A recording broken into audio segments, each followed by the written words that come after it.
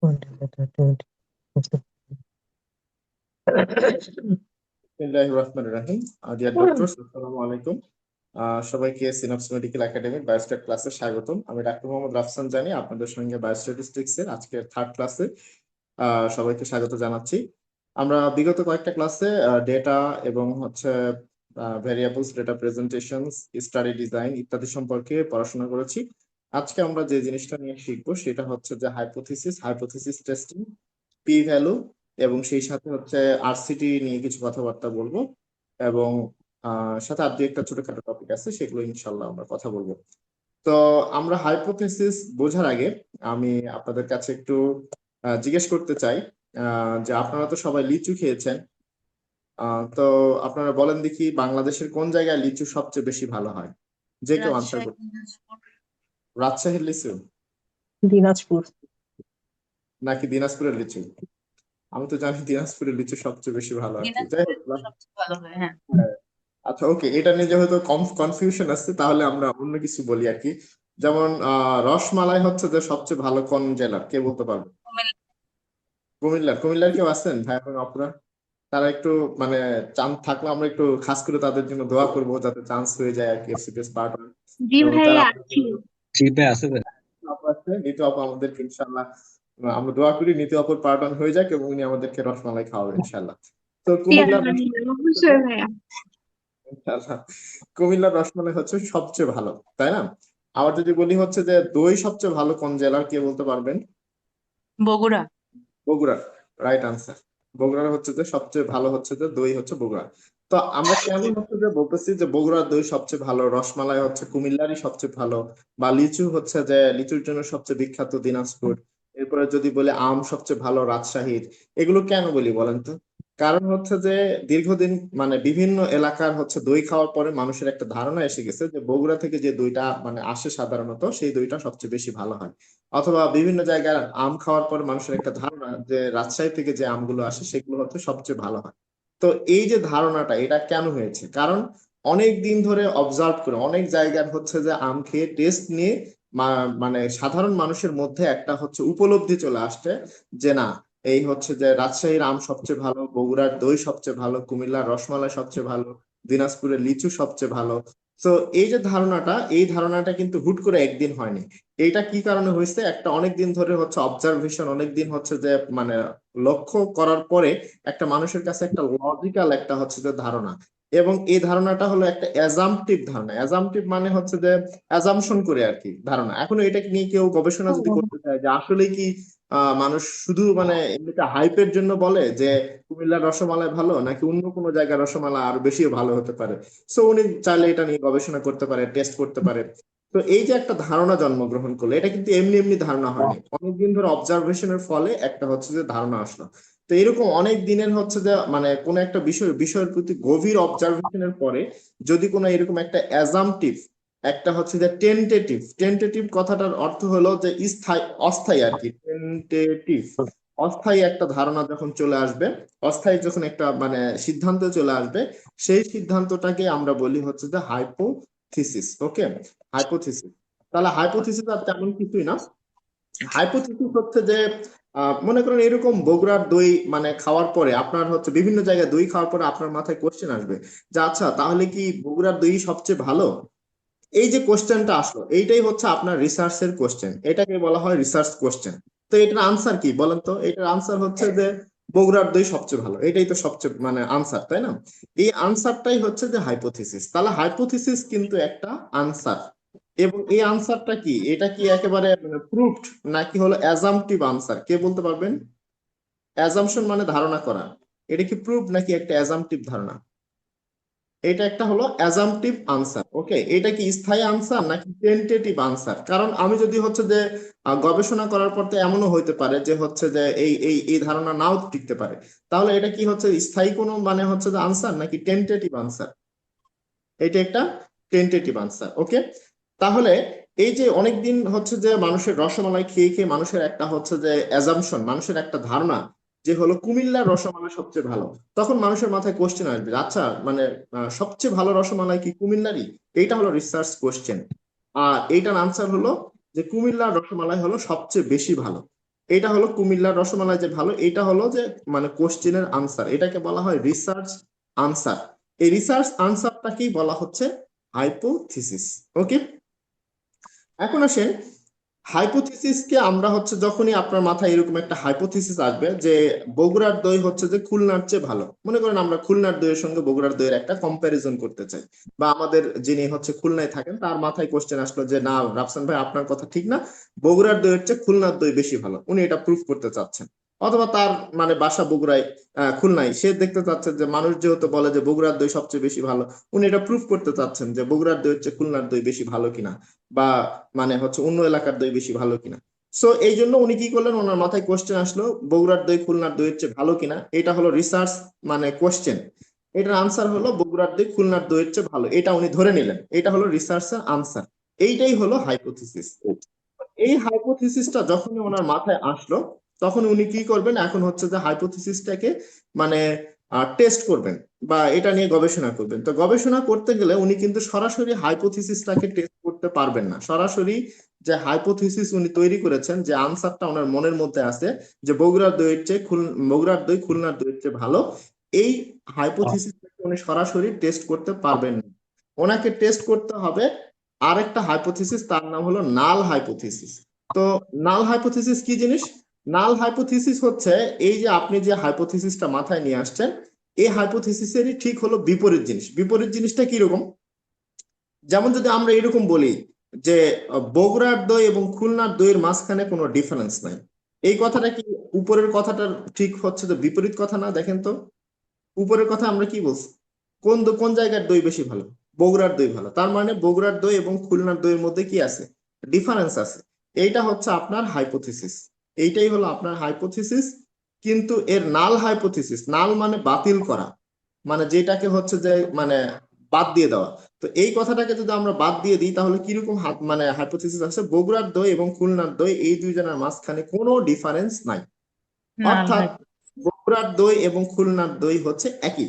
তাহলে যদি আমরা বলি উপরেরটাকে যদি আমরা হাইপোথিসিস বলি, মানে এইচ দিয়ে আমি হাইপোথিসিস মানে প্রকাশ করলাম, আর নিচেরটাকে বলা হবে হলো নাল হাইপোথিসিস। ওকে, তো এই নাল হাইপোথিসিসটাকে নাল না লিখে এখানে হচ্ছে যে হাইপোথিসিসের নিচে একটা হলো জিরো দেওয়া হয়, মানে জিরো দিয়ে প্রকাশ করা হয়।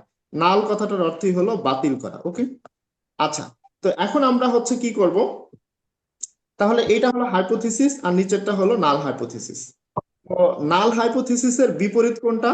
আপনি যে হাইপোথিসিস দিচ্ছেন সেটাই হলো নাল হাইপোথিসিসের বিপরীত। এই জন্য কখনো কখনো হাইপোথিসিসের আরেক নাম হলো অল্টারনেটিভ হাইপোথিসিস, মানে যেটাই অল্টারনেটিভ হাইপোথিসিস সেইটাই হাইপোথিসিস। তাহলে হাইপোথিসিস যা আপাতত ধরে রাখেন, অল্টারনেটিভ হাইপোথিসিসও তাই, একই জিনিস। আর নাল হাইপোথিসিসটা হলো জাস্ট হলো বিপরীত। বিষয়টা কি ক্লিয়ার ভাই এবং আপুরা? অল্টারনেটিভ হাইপোথিসিস, হাইপোথিসিস এবং নাল হাইপোথিসিস। আচ্ছা, এখন আসেন আমরা যখন একটা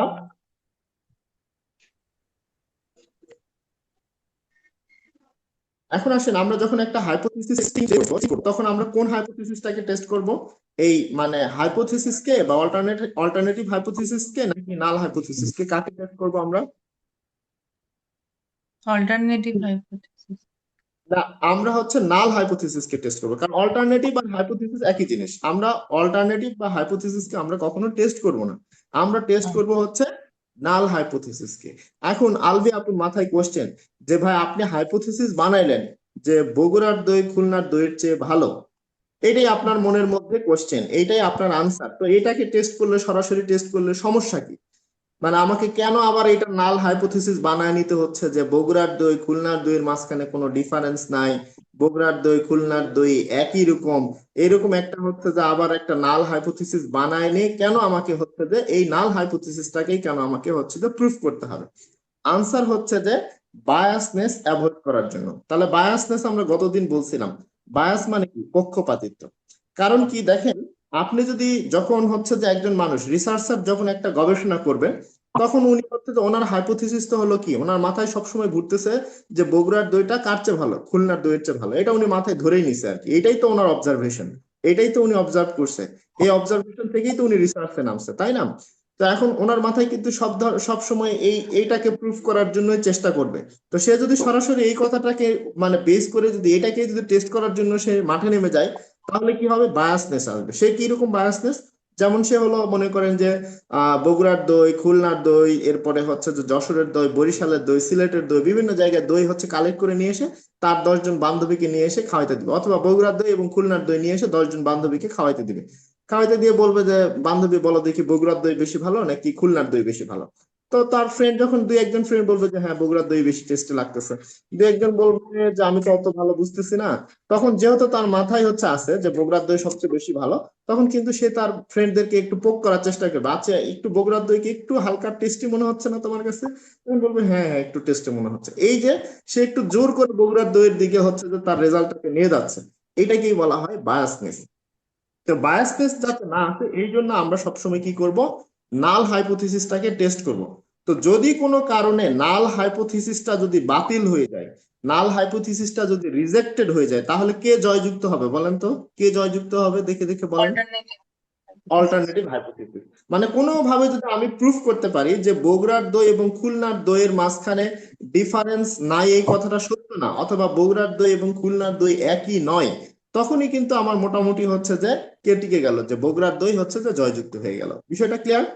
তো এই জন্য আমরা যদি ম্যাথমেটিক্যাল ল্যাঙ্গুয়েজে চিন্তা করি, তখন হলো আহ অল্টারনেটিভ হাইপোথিসিসটাকে সাধারণত প্রকাশ করা হয় হলো গ্রেটার দেন চিহ্ন দ্বারা। গ্রেটার দেন চিহ্ন দ্বারা সেটা কিরকম? যেমন এইটা হলো অল্টারনেটিভ হাইপোথিসিস যে আহ, দিনাজপুরের লিচু বান্দরবনের লিচুর চেয়ে হচ্ছে বেশি সুস্বাদু।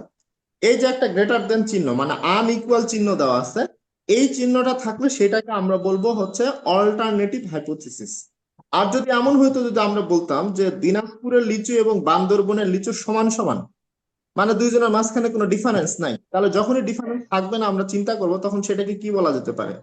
মানে অল্টারনেটিভ হাইপোথিসিস, নাল না না নাল হাইপোথিসিস। যখনই আমরা দুজনের মাঝখানে অভিন্নতা মানে নাল দুজনের মাঝখানে ডিফারেন্স নাই চিন্তা করব, তখনই সেটা হবে নাল হাইপোথিসিস। অথবা যদি এরকম থাকে যে greater than equal, greater than equal, তাহলেও কিন্তু নাল হাইপোথিসিস হয়ে যাবে। তার মানে সহজ কথায় যদি বলি, আমার অল্টারনেটিভ হাইপোথিসিসে সবসময় কি থাকবে, একটা গ্রেটার দেন চিহ্ন থাকবে। ওকে। আর নাল হাইপোথিসিস মানেই সেখানে একটা সমান সমান চিহ্ন থাকবে, অথবা গ্রেটার দেন ইকুয়াল থাকবে, মানে ইকুয়ালের কোনো ছোট ছিটাফোঁটা থাকলেই সেটা হলো নাল হাইপোথিসিস। বিষয়টা কি ক্লিয়ার? আসেন, এখন আসেন আমরা আরো দুইটা মানে এক্সাম্পল দিলে আপনার কাছে হচ্ছে যে না মানে হাইপোথিসিস, অল্টারনেটিভ হাইপোথিসিস এবং নাল হাইপোথিসিসটা ক্লিয়ার হবে। যেমন আমাদের সবার অবজারভেশন যে মানে বাংলাদেশের সবচেয়ে ভালো লিচু কোথায় পাওয়া যায়? দিনাজপুরে পাওয়া যায়। তো এই যে অনেকদিন লিচু খেয়ে খেয়ে আমাদের হচ্ছে যে একটা এক্সপিরিয়েন্স, একটা অবজারভেশন, যে তাহলে দিনাজপুরের লিচু বাংলাদেশের যে কোনো জায়গার লিচুর চেয়ে বেশি ভালো। ইভেন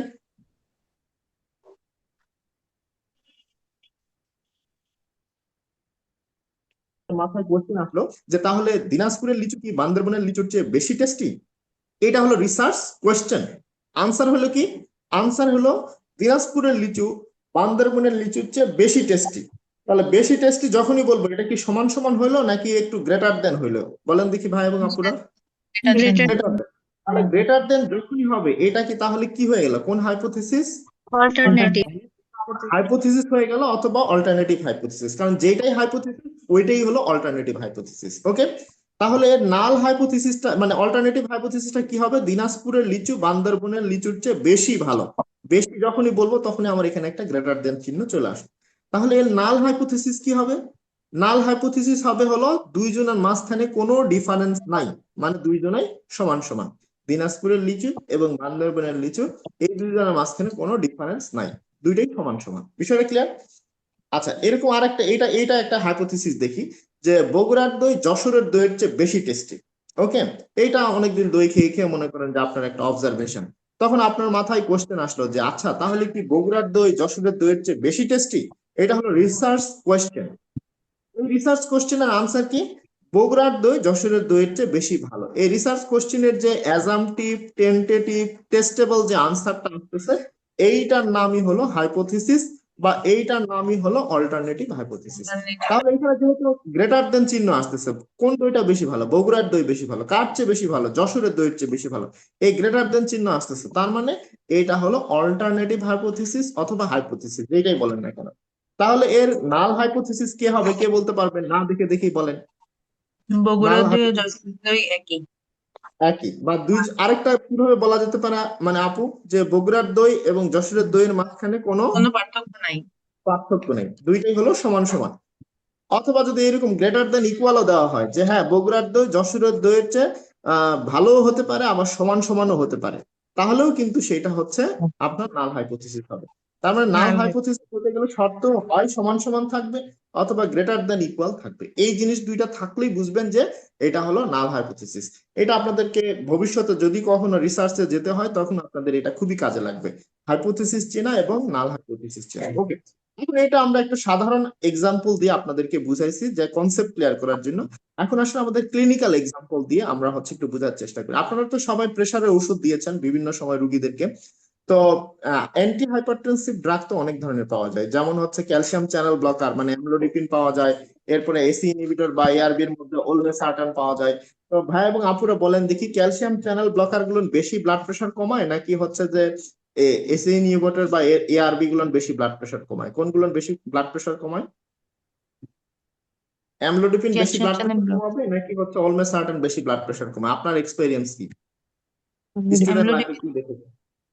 মানে অ্যামলোডিপিন গুলো সাধারণত আমাদের অবজারভেশন যে আমরা যে সকল রুগীদেরকে অ্যামলোডিপিন দিই তাদের ব্লাড প্রেশার কন্ট্রোলটা ভালো থাকে olmesartan যে সকল রুগীদেরকে দেওয়া হয় তাদের চেয়ে। তো এটা আপনার দীর্ঘদিন মনে করেন আপনি ঔষধ দিয়ে প্রেসক্রাইব করতে করতে দেখতেছেন যে সকল রুগীদেরকে আপনি অ্যামলোডিপিন দিচ্ছেন তাদের ব্লাড প্রেশার কন্ট্রোল ভালো থাকতেছে, যে সকল পেশেন্টের হচ্ছে যে আপনি olmesartan দিচ্ছেন তাদের ব্লাড প্রেশার কন্ট্রোল খারাপ থাকছে, মানে একটু ব্লাড প্রেশার কন্ট্রোলটা ভালো হচ্ছে না। তো আপনার মাথায় তখন কোশ্চেন আসলো যে আচ্ছা অ্যামলোডিপিন তাহলে কি ব্লাড প্রেশার কন্ট্রোলের ক্ষেত্রে olmesartan চেয়ে সুপিরিয়র? এই যে সুপিরিয়র চিন্তা করলেন মানে আনইকুয়াল চিন্তা করলেন, গ্রেটার দেন চিন্তা করলেন, তখন এইটার আনসার কি? Amlodipine is better then olmesartan in controlling of blood pressure. এই কথাটাই তাহলে আপনার কি হলো?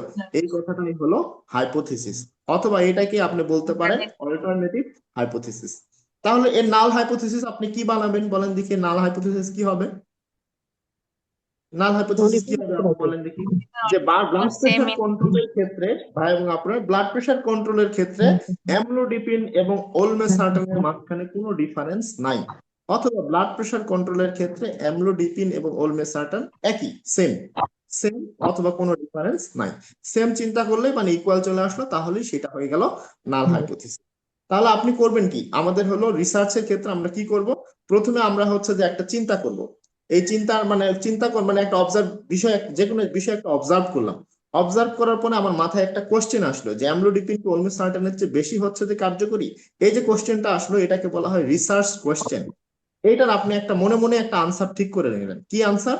যে অ্যামলোডিপিন olmesartan এর চেয়ে বেশি ভালো।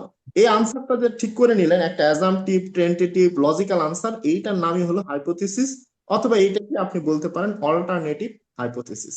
ওকে, আর এর জন্য এই যে আপনি একজনকে বেটার চিন্তা করতেছেন এটা অল্টারনেটিভ হাইপোথিসিস, আর যদি আপনি এমন চিন্তা করেন যে অ্যামলোডিপিন এবং olmesartan এর মাঝখানে কোনো ডিফারেন্স নাই অথবা দুইজনের ব্লাড প্রেশার কন্ট্রোলের ক্ষেত্রে সেম, তখন যে জিনিসটা আপনি বের করলেন সেটা হলো নাল হাইপোথিসিস। তাহলে এটা হলো নাল হাইপোথিসিস। ওকে, এখন আপনি কাকে টেস্ট করবেন, অল্টারনেটিভ হাইপোথিসিস কে নাকি নাল হাইপোথিসিস কে? বলেন দেখি কাকে টেস্ট করবেন? নাল হাইপোথিসিস। নাল হাইপোথিসিস। কেন নাল আমি নাল হাইপোথিসিস। হাইপোথিসিস টেস্ট করবো ভাই এবং আপুরা? কেন নাল হাইপোথিসিস, কেন অল্টারনেটিভ হাইপোথিসিস কে টেস্ট করবো না? কি অ্যাভয়েড করার জন্য বলেন?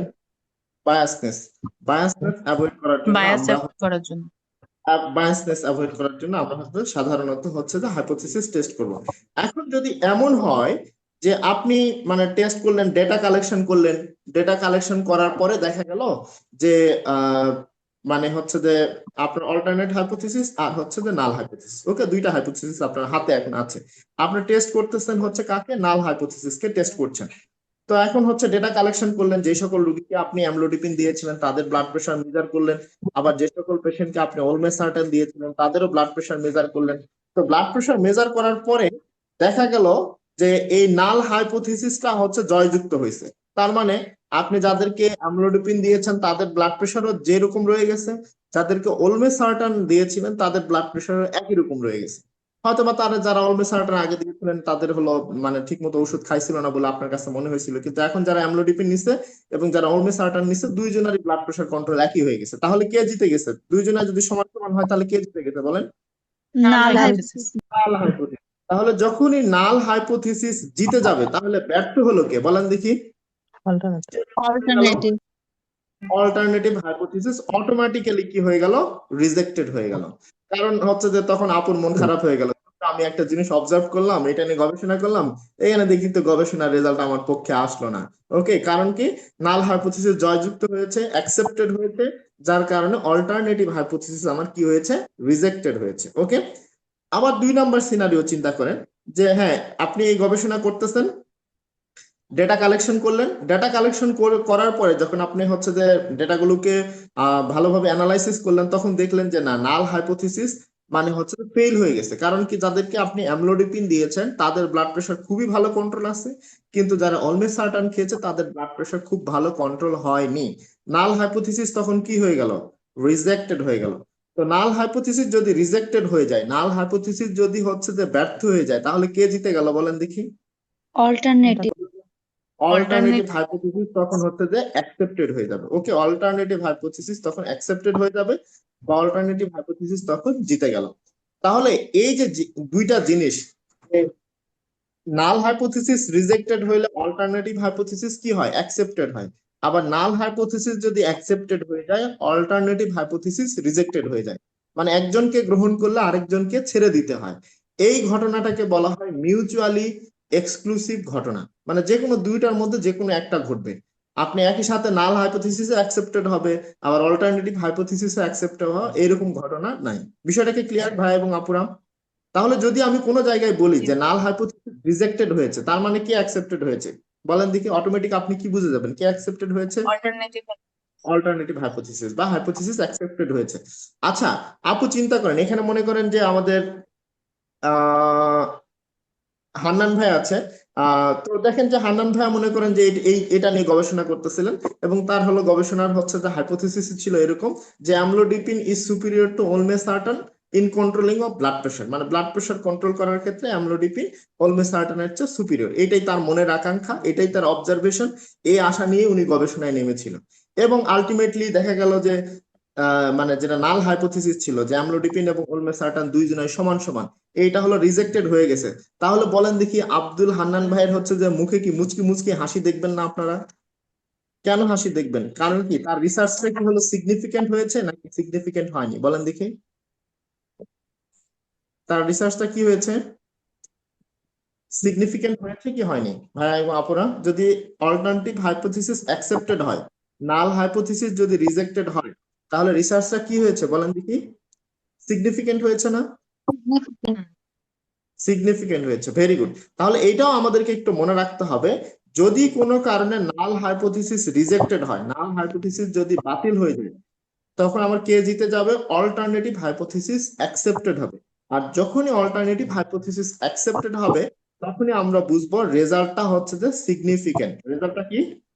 সিগনিফিকেন্ট। ওকে, বিষয়টা ক্লিয়ার? আর যদি নাল হাইপোথিসিস যদি অ্যাকসেপ্টেড হয়, তাহলে আপনি কি রিসার্চটাকে সিগনিফিকেন্ট বলবেন কি বলবেন না? বলবো না। বলবো না, ভেরি গুড, এক্সিলেন্ট। তাহলে এটাই হচ্ছে যে আমাদের এখান থেকে নাল হাইপোথিসিস এবং অল্টারনেটিভ হাইপোথিসিসের একটা কনসেপ্ট। এখন আসে যে সব সময় যে এই সুপিরিয়র ইনফিরিয়র দিয়ে যে আমরা হচ্ছে যে মানে নাল হাইপোথিসিস আর অল্টারনেটিভ হাইপোথিসিস বা হাইপোথিসিস আর নাল হাইপোথিসিস বিষয়টা এমন না। আগেরটা তো গেল সুপিরিয়র ইনফিরিয়র দিয়ে, আরেক ভাবে হলো মানে হাইপোথিসিস এবং নাল হাইপোথিসিসের কনসেপ্ট দেওয়া যায়, সেটা হলো জড়িত থাকা বা অ্যাসোসিয়েশন থাকার ক্ষেত্রে। ওকে, তো এটা কিরকম? ধরে নেন আপনার এলাকায় একটা চিহ্নিত খুনি আছে যার নাম হচ্ছে হাবলু। ওকে, হাবলু হলো একেবারে কুখ্যাত একজন খুনি, এলাকায় মনে করেন তার নাম 10-12টা হচ্ছে যে মার্ডার কেস আছে, এবং সবাই জানে এই লোকটা খারাপ।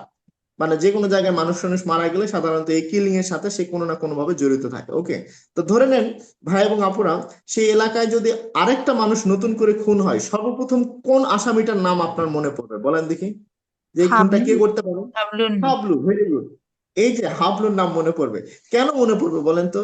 কেন তার মনে অন্য কারোর নাম না আসলে হাবলুর নাম আসলো? কারণ তার দীর্ঘদিন রেকর্ড অবজার্ভ করার পরে, দীর্ঘদিনের এক্সপিরিয়েন্স বলে এই লোকটা এই সব খুন খারাপি খারাপ কাজের সঙ্গে জড়িত। এই যে একটা দীর্ঘদিন অবজারভেশনের কারণে তার মাথায় যে একটা হচ্ছে যে টেন্টেটিভ, একটা অ্যাজাম্পটিভ, একটা লজিক্যাল, একটা টেস্টেবল যে হচ্ছে ধারণা আসছে, এইটাই হলো হাইপোথিসিস। ওকে, তখন হাইপোথিসিসটা কি দাঁড়ালো, যে এই খুনের সাথে হাবলু জড়িত কিনা। ওকে, জড়িত মানেই হলো অ্যাসোসিয়েশন। তাহলে এই মানে হাবলু এই খুনের সাথে জড়িত, এইটাই হচ্ছে আপনার হাইপোথিসিস। কারণ আপনি হচ্ছে যে তখন কোশ্চেন করে বলবেন যে এইবারও কি খুনের সাথে তাহলে হাবলু জড়িত, এইটাই হলো আপনার রিসার্চ কোশ্চেন। ওকে, তো এই রিসার্চ কোশ্চেনের আনসার কি, আপনার মন কোন আনসার দিচ্ছে, মনে মনে আপনি আনসার কোনটা খুঁজতেছেন, যে হাবলু এই খুনের সাথে জড়িত। তাহলে এইটাই হচ্ছে আপনার হাইপোথিসিস। যেটাই হাইপোথিসিস ওইটাই হচ্ছে অল্টারনেটিভ হাইপোথিসিস। তাহলে নাল হাইপোথিসিস কি হবে, নাল হাইপোথিসিস হবে যে এই কথাটাকে বাতিল করবে এরকম একটা কথা, সেটা কি, যে হাবলু এই খুনের সাথে জড়িত না, বা এই খুনের সাথে হাবলুর কোনো সম্পর্ক নাই, there is no association between Hablu and this murder. Okay, তাহলে সেটা হলো নাল হাইপোথিসিস। এইবারে নাল হাইপোথিসিসকে আমরা টেস্ট করব। যদি কোনো কারণে নাল হাইপোথিসিস যদি বাতিল হয়ে যায়, তাহলে আপনার মনের আশা কি হবে, আপনি মনে মনে যে চিন্তা করতেছিলেন সেই সন্দেহটা প্রমাণিত হবে, অর্থাৎ রেজাল্টটা কি হবে, সিগনিফিকেন্ট হবে। নাল হাইপোথিসিস যদি রিজেক্টেড হয়ে যায়, তখন আপনার মনের যে সন্দেহ যে হ্যাঁ এই খুনের সাথেও হাবলু জড়িত ছিল, সেটা কি হবে, সিগনিফিকেন্টলি প্রমাণিত হবে। আর যদি দেখেন কোনো কারণে নাল হাইপোথিসিসটাই মনে করেন যে অ্যাকসেপ্টেড হয়ে গেছে, তাহলে কে রিজেক্টেড হবে বলেন দেখি, কে রিজেক্টেড হয়ে যাবে, অল্টারনেটিভ। Alternative hypothesis. তাহলে আপনি একটু মানে যে মনে করবেন ধুর এতদিন ধরে আমি একটু মানে শার্লক হোমসের মতো গোয়েন্দাগিরি শুরু করছিলাম, যে একটু মানে সারাউন্ডিং এনভায়রনমেন্ট দেখে একটা মানে কেস ডায়াগনোসিস করার চিন্তা করতেছিলাম, তো আমার মনে সন্দেহ তো মানে সঠিক হলো না, তখন রেজাল্ট কি আপনার কাছে সিগনিফিকেন্ট মনে হবে, সিগনিফিকেন্ট মনে হবে না। ওকে, তাহলে যদি অল্টারনেটিভ হাইপোথিসিস রিজেক্টেড হয়ে যায়, নাল হাইপোথিসিস যদি অ্যাকসেপ্টেড হয়, তাহলে রেজাল্টটা আপনার কাছে সিগনিফিকেন্ট মনে হবে না। ওকে, বিষয়টা ক্লিয়ার। এটা আমরা একটা মানে এমনি ধারণা দিলাম। এখন আসেন আমরা হচ্ছে যদি আমাদের প্র্যাকটিক্যাল ফিল্ডের ক্ষেত্রে ধারণা দিই যে অ্যাসোসিয়েশনটা কি রকম। যেমন ধরেন আপনার খুবই ক্লোজ অবজারভেশন, যে আপনার আশেপাশে যত রুগীকে দেখেছেন যাদের হাইপার টেনশন আছে, এরা কখনো না কখনো দেখবেন যে হুট করে একটু বুকের ব্যথা নিয়ে ভর্তি হচ্ছে, মায়োকার্ডিয়াল ইনফার্কশন হয়ে যাচ্ছে। তো আপনার দীর্ঘদিন রুগী দেখার এক্সপিরিয়েন্স বলে যে যাদেরই হাইপার টেনশন থাকে তাদেরই মায়োকার্ডিয়াল ইনফার্কশন হয়। তো এই অবজারভেশন করতে করতে আপনার মাথায় একটা কোশ্চেন আসলো, যে তাহলে কি হাইপারটেনশন মায়োকার্ডিয়াল ইনফার্কশনের সাথে জড়িত। এই কোশ্চেনটাই হলো আপনার রিসার্চ কোশ্চেন। এবং আপনার মন কি আনসার দিচ্ছে, আপনার এক্সপিরিয়েন্স কি আনসার দিচ্ছে, যে hypertension is associated with myocardial infarction. Okay, তাহলে hypertension is associated with myocardial infarction, এই যে কথাটা আপনার মন আনসার দিচ্ছে, এইটা যে একটা হলো অ্যাজাম্পটিভ আপনার ধারণা, এইটাই যে একটা টেন্টেটিভ মানে অস্থায়ী একটা ধারণা, এইটাই যে একটা হচ্ছে যে মানে টেস্টেবল ধারণা, এই ধারণাটার নামই হচ্ছে যে হাইপোথিসিস, অথবা এটার নামই হলো অল্টারনেটিভ। এখানে অল্টারনেট হবে না, এটা অল্টারনেটিভ হবে, একটু মানে কারেকশন করে দিচ্ছে, অল্টারনেটিভ হাইপোথিসিস। ওকে, এখন আসেন তাহলে এই যে অ্যাসোসিয়েটেড, তাহলে এর নাল হাইপোথিসিস কি হওয়া সম্ভব, কে বলতে পারবেন ভাই এবং আপুরা, বলেন দেখি, যে Not associated. Hypertension is associated with myocardial infarction, অথবা myocardial infarction is associated hypertension, এর নাল হাইপোথিসিস কি হতে পারে। GMI is not associated with hypertension. Very good, তাহলে এই হচ্ছে আমরা মোটামুটি হাইপোথিসিস বানানো এবং নাল হাইপোথিসিস বানানো শিখে গেছি আর কি। এখন আসেন বিখ্যাত এরকম একটা জিনিস আপনারা হয়তো বা অনেকেই দেখে থাকবেন, মানে টিভি সিরিজে দেখা যায়, যেখানে দেখি যে আমরা হলো দুইটা হচ্ছে যে উকিল থাকে আর কি, আমিও দেখি এটা মাঝে মাঝে মজা লাগে, এই জন্য মানে দেখতাম আগে, এখন ইদানিং আর দেখি না। সেটা হচ্ছে যে এই যে এই একজন বিখ্যাত হচ্ছে যে লয়ার আছেন, ওনার নাম হলো কেডি পাঠক।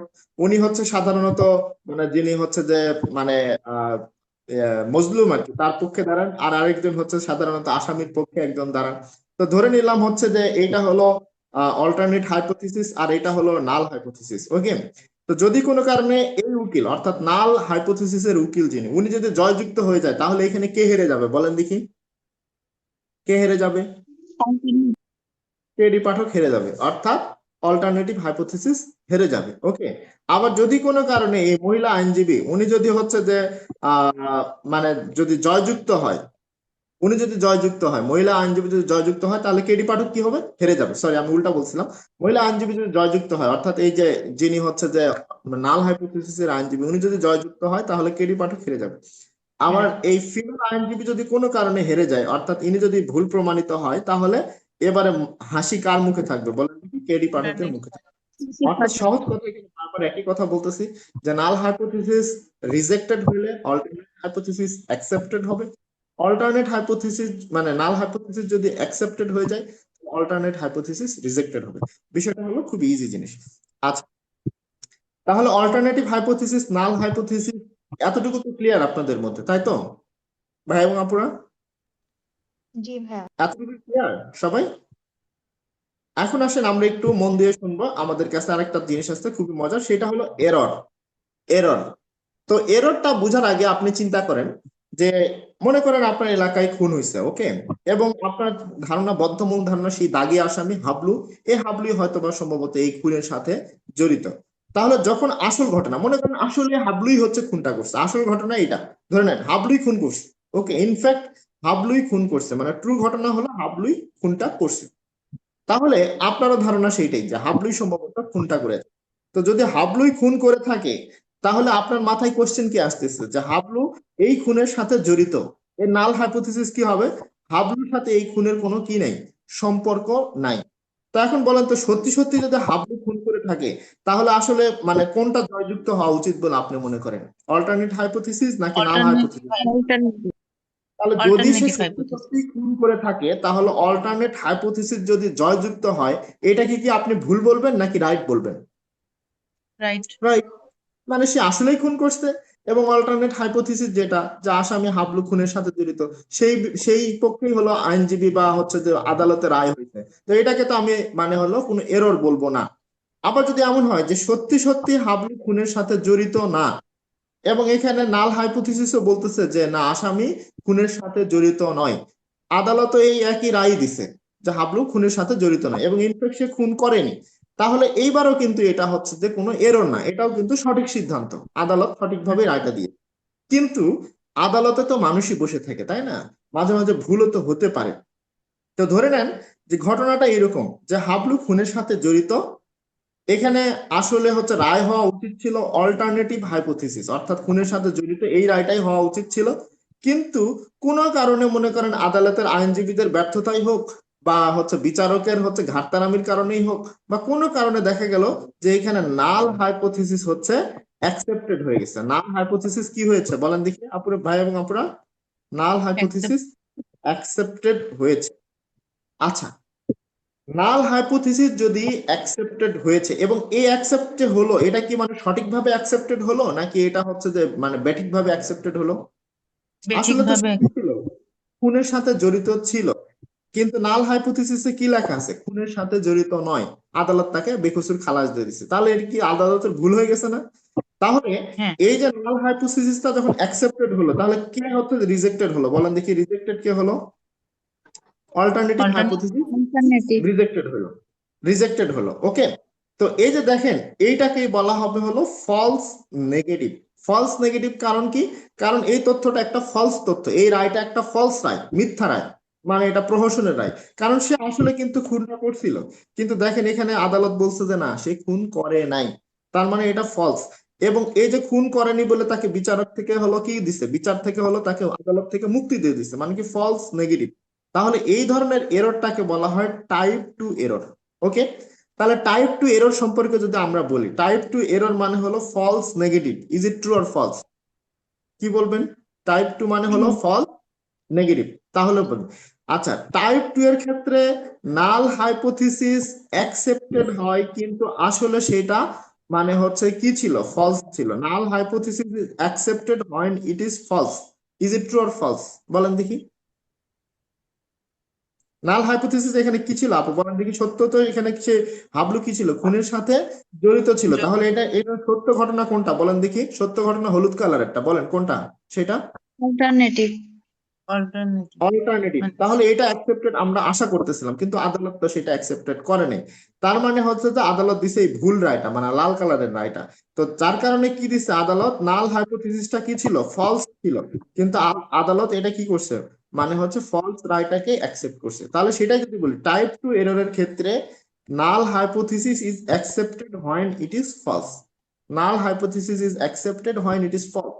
আবার যদি বলি alternative hypothesis is rejected when it is true, কারণ হলুদ কালার দেওয়া আছে মানে এটা ট্রু। তাহলে বিষয়টা কি ক্লিয়ার? এভাবে ঘুরাই পেঁচে আপনাদেরকে বলতে পারে। আচ্ছা, তাহলে আরেকটা উপরেরটা সলভ করি, এটা দিয়ে আপনাদের হয়তো বা আরেকটু কনসেপ্ট ক্লিয়ার হবে। আবার একটু খালি মানে ঠান্ডা মাথায় একেবারে চিন্তা করেন।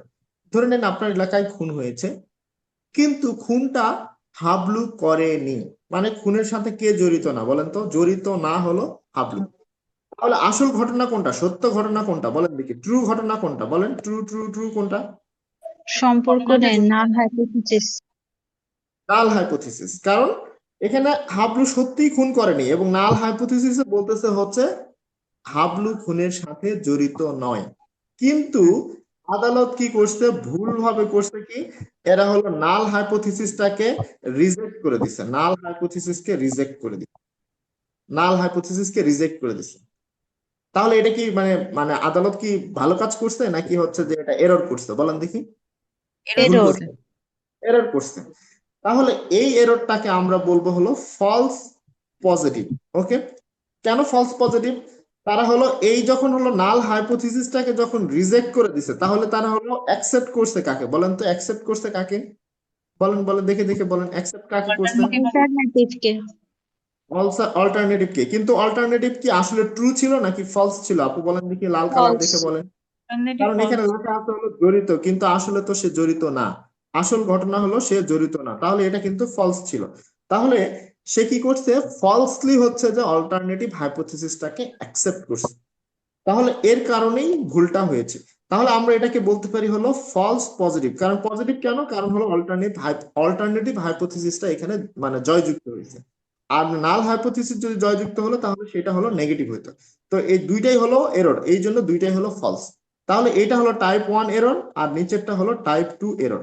তাহলে টাইপ 1 এররের ক্ষেত্রে আমরা যদি বলি, সামারি যদি করি, টাইপ 1 এররের ক্ষেত্রে যেটা হয় সেটা হলো ফলস পজিটিভ। আপনার টাইপ 1 আর টাইপ 2 পরীক্ষায় নিয়ে মানে ভুল করার কোনো কারণ নেই, কারণ মনে রাখবেন যে দুইটাই এরর মানে দুইটাই ফলস। ওকে, একটা হলো ফলস পজিটিভ আর একটা হলো ফলস নেগেটিভ। তো টাইপ 1 যেটা সেটা হলো ফলস পজিটিভ, টাইপ 2 যেটা সেটা হলো ফলস নেগেটিভ। ওকে, তখন মনে রাখবেন যে এর সাথে দিবে এগুলোর সম্পর্ক দিবে, তো এগুলো মানে মাথা নষ্ট করার কোনো দরকার নেই, আপনি এবার ঠান্ডাভাবে চিন্তা করেন। টাইপ 1 মানে ফলস পজিটিভ, এখানে লেখা আছে পজিটিভ। পজিটিভ মানে কাকে অ্যাকসেপ্ট করা হয়েছে, বলেন তো, কাকে অ্যাকসেপ্ট করলে আপনি পজিটিভ মনে করবেন, কাকে অ্যাকসেপ্ট, অল্টারনেটিভ। অল্টারনেটিভকে অ্যাকসেপ্ট করলে আপনি হচ্ছে পজিটিভ মনে করবেন। তো অল্টারনেটিভকে Positive. অ্যাকসেপ্ট করলে কেন এটা এরর হয়েছে, বলেন তো? অল্টারনেটিভকে অ্যাকসেপ্ট করলে যদি অল্টারনেটিভ যদি সত্যই ট্রু হইতো এবং তাকে যদি অ্যাকসেপ্ট করতো, আমি কি তাহলে সেটাকে এরর বলতাম? বলতাম না তো, তাই না? না। তাহলে অল্টারনেটিভকে অ্যাকসেপ্ট করছে এবং সেটা এরর হয়েছে, কেন হয়েছে? কারণ অল্টারনেটিভটা কি ছিল, ফলস ছিল, এবং ফলস। অল্টারনেটিভকে অ্যাকসেপ্ট করছে এবং সেটা ফলস ছিল বলে সেটা একটা এরর। তাহলে কাকে রিজেক্ট করা হয়েছিল, বলেন দেখি? নাল হাইপোথিসিসকে। নাল এবং নাল হাইপোথিসিস। হাইপোথিসিসকে আমরা যদি সত্য সত্য নাল হাইপোথিসিস যদি রিজেক্ট করার মতো হইতো, ফলস হইতো, তাহলে রিজেক্ট করেই দিতাম, সেটা আমাদের ভুল হইতো না। কিন্তু নাল হাইপোথিসিসটাকে আমরা হলো রিজেক্ট করছি এবং এটা ভুল হয়েছে। কেন কেন ভুল হয়েছে? কারণ এটা কি ছিল, ট্রু ছিল। ওকে, এখন ছিল। আসেন টাইপ 2 এরর।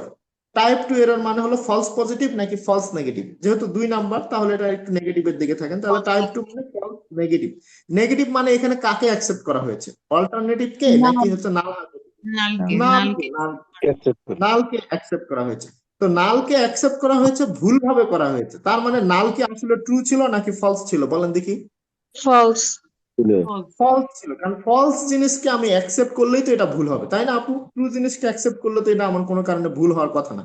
তাহলে নাল হাইপোথিসিস অ্যাকচুয়ালি ফলস ছিল এবং সেটাকে অ্যাকসেপ্ট করার কারণেই এরর হয়েছে, এবং সেই এররটার নামই হলো ফলস নেগেটিভ। তাহলে নাল হাইপোথিসিস ফলস ছিল এবং অ্যাকসেপ্ট আমি করেছিলাম, তাহলে রিজেক্টেড হয়েছিল মানে কাকে আমরা রিজেক্ট করেছিলাম, কে বলতে পারবেন ভাইয়ারা? কাকে রিজেক্ট? অল্টারনেটিভকে। Alternative অল্টারনেটিভকে reject. রিজেক্ট করেছিলাম। তো অল্টারনেটিভকে যে রিজেক্ট করেছিলাম, সে কি আসলে রিজেক্ট করার মতো ছিল নাকি সেই আসলে ট্রু ঘটনা ছিল? ওটাই ট্রু সেই ঘটনা। ঘটনা ছিল। তাহলে এই জিনিসগুলাই ঘুরাই পেঁচে আপনাদেরকে পরীক্ষা দিয়ে দিবে। তাহলে আমি আরেকবার বলি, টাইপ 1 এরর ফলস পজিটিভ, এখানে হচ্ছে যে null hypothesis is rejected but when it is true, alternative hypothesis is accepted but when it is false. Type 2 error false negative. False negative মানে কে যুক্ত হয়েছে, নাল হাইপোথিসিস অ্যাকসেপ্টেড হয়েছে কিন্তু অ্যাকচুয়ালি সেটা ফলস ছিল, তাহলে কে রিজেক্টেড হয়েছে, অল্টারনেটিভ হাইপোথিসিস রিজেক্টেড হয়েছে এবং সেটা অ্যাকচুয়ালি ট্রু ছিল। বিষয়টা ক্লিয়ার? এখানে হলুদ কালার মানে এগুলো ট্রু, আর লাল কালার মানে এগুলো হলো ফলস। তাহলে আপনারা এটা দিয়ে একটু প্র্যাকটিস করবেন। আই হোপ এটা খুবই একটা ইজি এক্সাম্পল, এটা দিয়ে আপনারা প্র্যাকটিস করলে ইনশাল্লাহ বুঝে যাবেন। তাহলে মানে টাইপ 1 এরর এবং টাইপ 2 এরর নিয়ে কারো কোনো কনফিউশন আছে ভাই এবং আপুরা যারা আছেন, কারো কোনো কনফিউশন? আচ্ছা, এখন আমরা একটু ডিসকাশনের দিকে যাই। তাহলে তাহলে দেখেন হচ্ছে যে হাইপোথিসিস জিনিসটা কি। হাইপোথিসিস বলতেছে যে হাইপোথিসিস হচ্ছে একটা লজিক্যাল। কেন লজিক্যাল? কারণ কি আপনি দীর্ঘদিন আম খাওয়ার পরে, দীর্ঘদিন দই খাওয়ার পরে, দীর্ঘদিন রসমালাই খাওয়ার পরে আপনি বুঝছেন যে এটা হলো কুমিল্লার রসমালাই সবচেয়ে ভালো, তারপরে বগুড়ার দই সবচেয়ে ভালো, রাজশাহীর ম্যাঙ্গো সবচেয়ে ভালো, দিনাজপুরের লিচু সবচেয়ে ভালো। আপনার লজিক্যাল হতে হবে, ইলজিক্যাল হচ্ছে যে কোনো কথা মানে হাইপোথিসিস হতে পারবে না। টেন্টেটিভ। কেন টেন্টেটিভ? টেন্টেটিভ মানে স্থায়ী নাকি অস্থায়ী? অস্থায়ী। কারণ আপনি রিসার্চ করতেছেন, রিসার্চের পরে তো ঘটনা উল্টাও যেতে পারে। এমন তো হইতে পারে বান্দরবনের লিচু আপনার দিনাজপুরের লিচুর চেয়ে বেশি টেস্টি হয়ে যেতে পারে, হতে পারে না? এই জন্য এটাকে একটা মানে টেন্টেটিভ বলা হচ্ছে। অ্যাজামটিভ মানে এটা একটা ধারণা, মানে অ্যাজামশন করা হচ্ছে এরকম। এবং টেস্টেবল হইতে হবে, হাইপোথিসিস অবশ্যই টেস্টেবল হইতে হবে। এবং হাইপোথিসিস কি রিসার্চ কোশ্চেন নাকি আনসার, কে বলবেন? আনসার। Hypothesis answer. ওকে, তাহলে এই বিষয়গুলো আপনার ট্রু ফলস আকারে দিয়ে দিতে পারে। এখন আসলে হলো নাল হাইপোথিসিস মানে কি, পরীক্ষায় দিয়ে দিবে। নাল হাইপোথিসিস মানে কি? দুইজনের মাঝখানে কোনো ডিফারেন্স আছে নাকি ডিফারেন্স নাই। নাল হাইপোথিসিস মানে বলছিলাম সমান সমান সমান অথবা একই। Greater than. তার মানে ইকুয়ালের ছিটাফোঁটা যেখানেই থাকবে, অর্থাৎ যেখানে কোনো ডিফারেন্স থাকবে না, কোনো অ্যাসোসিয়েশন থাকবে না, সেটাই হলো নাল হাইপোথিসিস। আর অল্টারনেটিভ হাইপোথিসিস মানে অবশ্যই কি থাকবে, সেখানে ডিফারেন্স থাকবে অথবা গ্রেটার দেন। থাকবে, এবং সেখানে কি থাকা যাবে না। অল্টারনেটিভ হাইপোথিসিস মানে হয় গ্রেটার দেন হবে অথবা লেসার দেন হবে, কিন্তু এখানে কোনো ইকুয়াল, Equal করা যাবে। গ্রেটার দেন, ইকুয়াল এই জাতীয় কোনো শব্দ থাকা যাবে না। যেটাতে ইকুয়াল থাকবে সেটাই হচ্ছে মানে মানে নাল হাইপোথিসিস হয়ে যাবে, সহজ কথা। ওকে, এখন আসেন আপনাদেরকে আমার আরেকটা জিনিস আমি শেয়ার করি, সেটা হলো পি ভ্যালু। পি ভ্যালু, ওকে। তাহলে হাইপোথিসিস, নাল hypothesis, type 1 error, type 2 error, এগুলো কি সবার কাছে ক্লিয়ার ভাইয়া এবং আপুরা যারা আছেন? জি ম্যাম। জি ভাই। এখন আসেন হচ্ছে যে পি ভ্যালু। পি ভ্যালু আপনারা সবাই মোটামুটি জানেন। আচ্ছা, আপনারা বলেন তো আজকে আরেকবার ভূমিকম্প হওয়ার সম্ভাবনা কতটুকু? আরেকবার মনে করেন এই 10 মিনিট পরে আরেকবার ভূমিকম্প হওয়ার সম্ভাবনা কতটুকু, কে বলতে পারবেন? আমরা সেই ইন্টারমিডিয়েটের সম্ভাব্যতা বা প্রবাবিলিটির ম্যাথ করছিলাম, প্রবাবিলিটির ম্যাথ করছিলাম। আমি বলে দিতে পারি সেটা হলো সম্ভাবনা হলো 50%। কারণ কি? কারণ হয় এখানে হচ্ছে যে আর্থকুয়েক হবে, ইয়েস, অথবা হবে না, নো। এখানে টোটাল ঘটনা কয়টা আছে বলেন দেখি? দুইটা। এর মধ্যে যে কোনো একটা ঘটবে, হয় আর্থকুয়েক হবে আধা ঘন্টা পরে, আর না হয় হবে না। যে কোনো একটা তো ঘটবে, তাই না আপু এবং ভাইরা?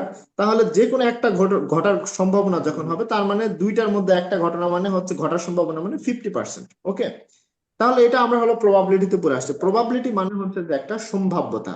ওকে, তো সম্ভাব্যতা হচ্ছে যে কিরকম জিনিস, একটা টোটাল ঘটনার মধ্যে যে কোনো একটা ঘটনা ঘটার যে সম্ভাবনা সেটাকে আমরা হলো প্রবাবিলিটি বলি। ওকে, যেমন আমি যদি আপনাদেরকে কোয়েশ্চেন করি, সাপোজ একটা প্রেগনেন্ট লেডি আপনার কাছে আসছে, সেই বাচ্চাটা ছেলে হওয়ার সম্ভাবনা কতটুকু, কে বলতে পারবেন?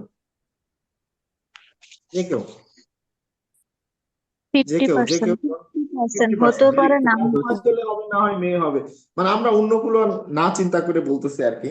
আচ্ছা, তাহলে এরকম হচ্ছে যে প্রবাবিলিটি। ওকে, প্রবাবিলিটি হচ্ছে যে সাপোজ হচ্ছে যে আমি সামনে একটা কোনো এক্সাম দিব, আমার এক্সামে পাশ করার সম্ভাবনা কতটুকু, কে বলবেন? 50%। 50%। হতেও পারে, না। কারণ হচ্ছে হয় আমি পাশ করব আর না হয় ফেল করব, কিন্তু পাশ আর ফেলের মাঝামাঝি দোলাদুলি করবো এরকম তো কোনো ঘটনা ঘটার সম্ভাবনা নাই, তাই না? তাহলে এটাকেই বলা হয় প্রবাবিলিটি বা হলো সম্ভাবনা। আর এই প্রবাবিলিটিটাকে আমরা হলো দুইটা ভাগে ভাগ করতে মানে দুইটা ভাগে এক্সপ্রেস করতে পারি নাম্বার দিয়ে। নাম্বার দিয়ে একটা হলো 0 to 1, 0 to 1 এটা একটা দিয়ে করতে পারি, অথবা 0% থেকে 100% এই এই পার্সেন্টেজ দিয়েও আমরা হচ্ছে যে করতে পারি। তো জিরো মানে হচ্ছে যে কোনো ঘটনা ঘটার সম্ভাবনা একেবারেই জিরো। তো যে ঘটনা কোনোদিনই ঘটবে না সেটার প্রবাবিলিটি হলো জিরো। তো বলেন দেখি ভাই এবং আপুরা, এমন কোন ঘটনা যেটা কোনোভাবেই সম্ভব না, কোনোভাবেই পসিবল না, এরকম কোন ঘটনা আপনাদের কি জানা আছে কিনা, যেটা কোনোভাবেই সম্ভাবনা নাই? Pass in the examination without sitting for examination এরকম একটা ব্যাপার। ভেরি গুড আপু, মানে এটাও তো মনে হয় আছে ভেরি রিসেন্টলি হচ্ছে। কখন যেন দেখলাম, কোন বছরে যেন, যে একজন হলো পরীক্ষায় দেয়নি কিন্তু জিপিএ 5 পাইছে আর কি। যাই হোক, এটা সিস্টেম এরর হলে হতে পারে, তবে আপনার আনসার ঠিক আছে আর কি, রাইট। মানে থিওরিটিক্যালি সেটা কোনোভাবেই সম্ভব না। যেমন আমি সারা জীবন বেঁচে থাকবো, এর সম্ভাবনা কতটুকু, কে বলতে পারবেন? 0 জিরো। মানে আমি সারা জীবন বেঁচে থাকবো, এর প্রবাবিলিটি হচ্ছে জিরো। যে ঘটনা কোনোভাবেই ঘটার সম্ভাবনা নাই, তার প্রবাবিলিটি হচ্ছে জিরো। ওকে, আর যে ঘটনা অবশ্যই ঘটবে, মাস্ট, মানে কোনোভাবে তার ব্যত্যয় ঘটবে না, সেটার প্রবাবিলিটি হচ্ছে 1 অথবা 100% বলা যেতে পারে। পার্সেন্টেজে নিয়ে আসলে হচ্ছে 100% বলা যেতে পারে। ওকে, তাহলে একেবারে হচ্ছে 1 অথবা 100% ঘটবে এরকম একটা ঘটনার এক্সাম্পল কে দিতে পারবেন, যে একবার ঘটবেই মা?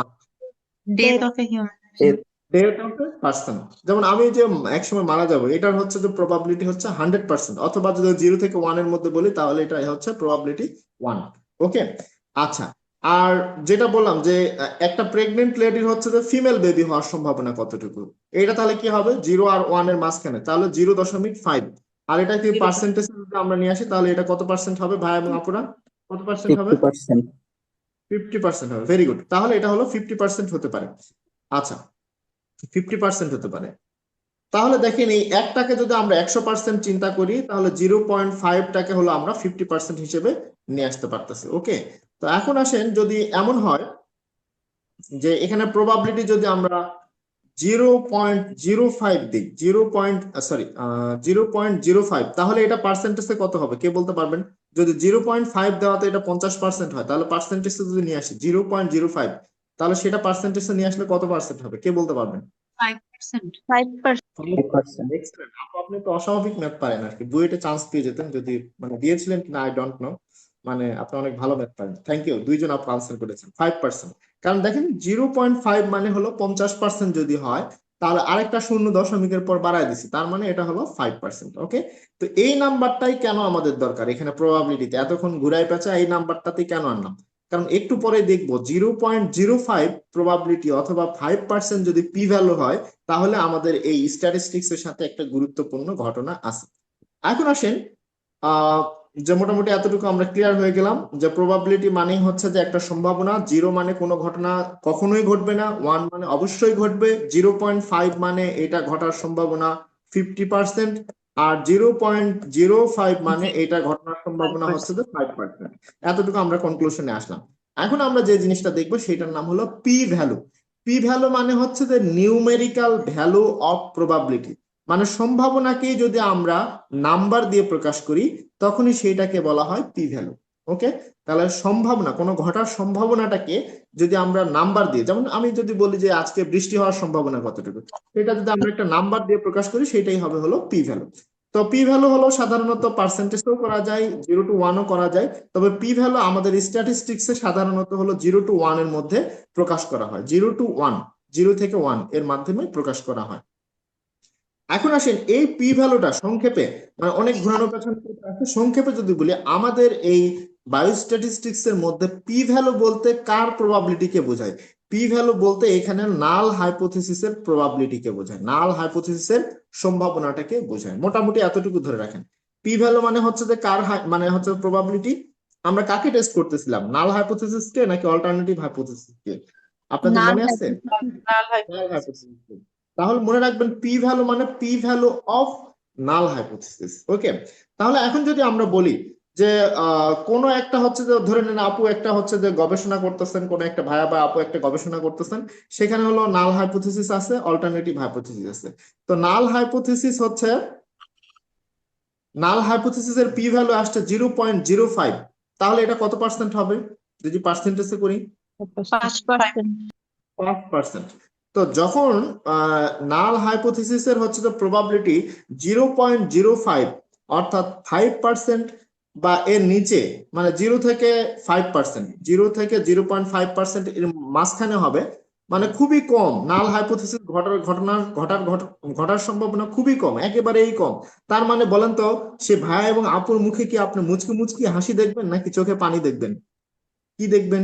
নাল হাইপোথিসিস হাসি হেরে দিবে। যাচ্ছে, হাসি দেখবেন। কারণ হচ্ছে কি, কে জিতে যাচ্ছে? নাল হাইপোথিসিসের সম্ভাবনা যদি 5% হয়, তাহলে 95% হচ্ছে জেতার সম্ভাবনা কার বলেন দেখি? Alternative.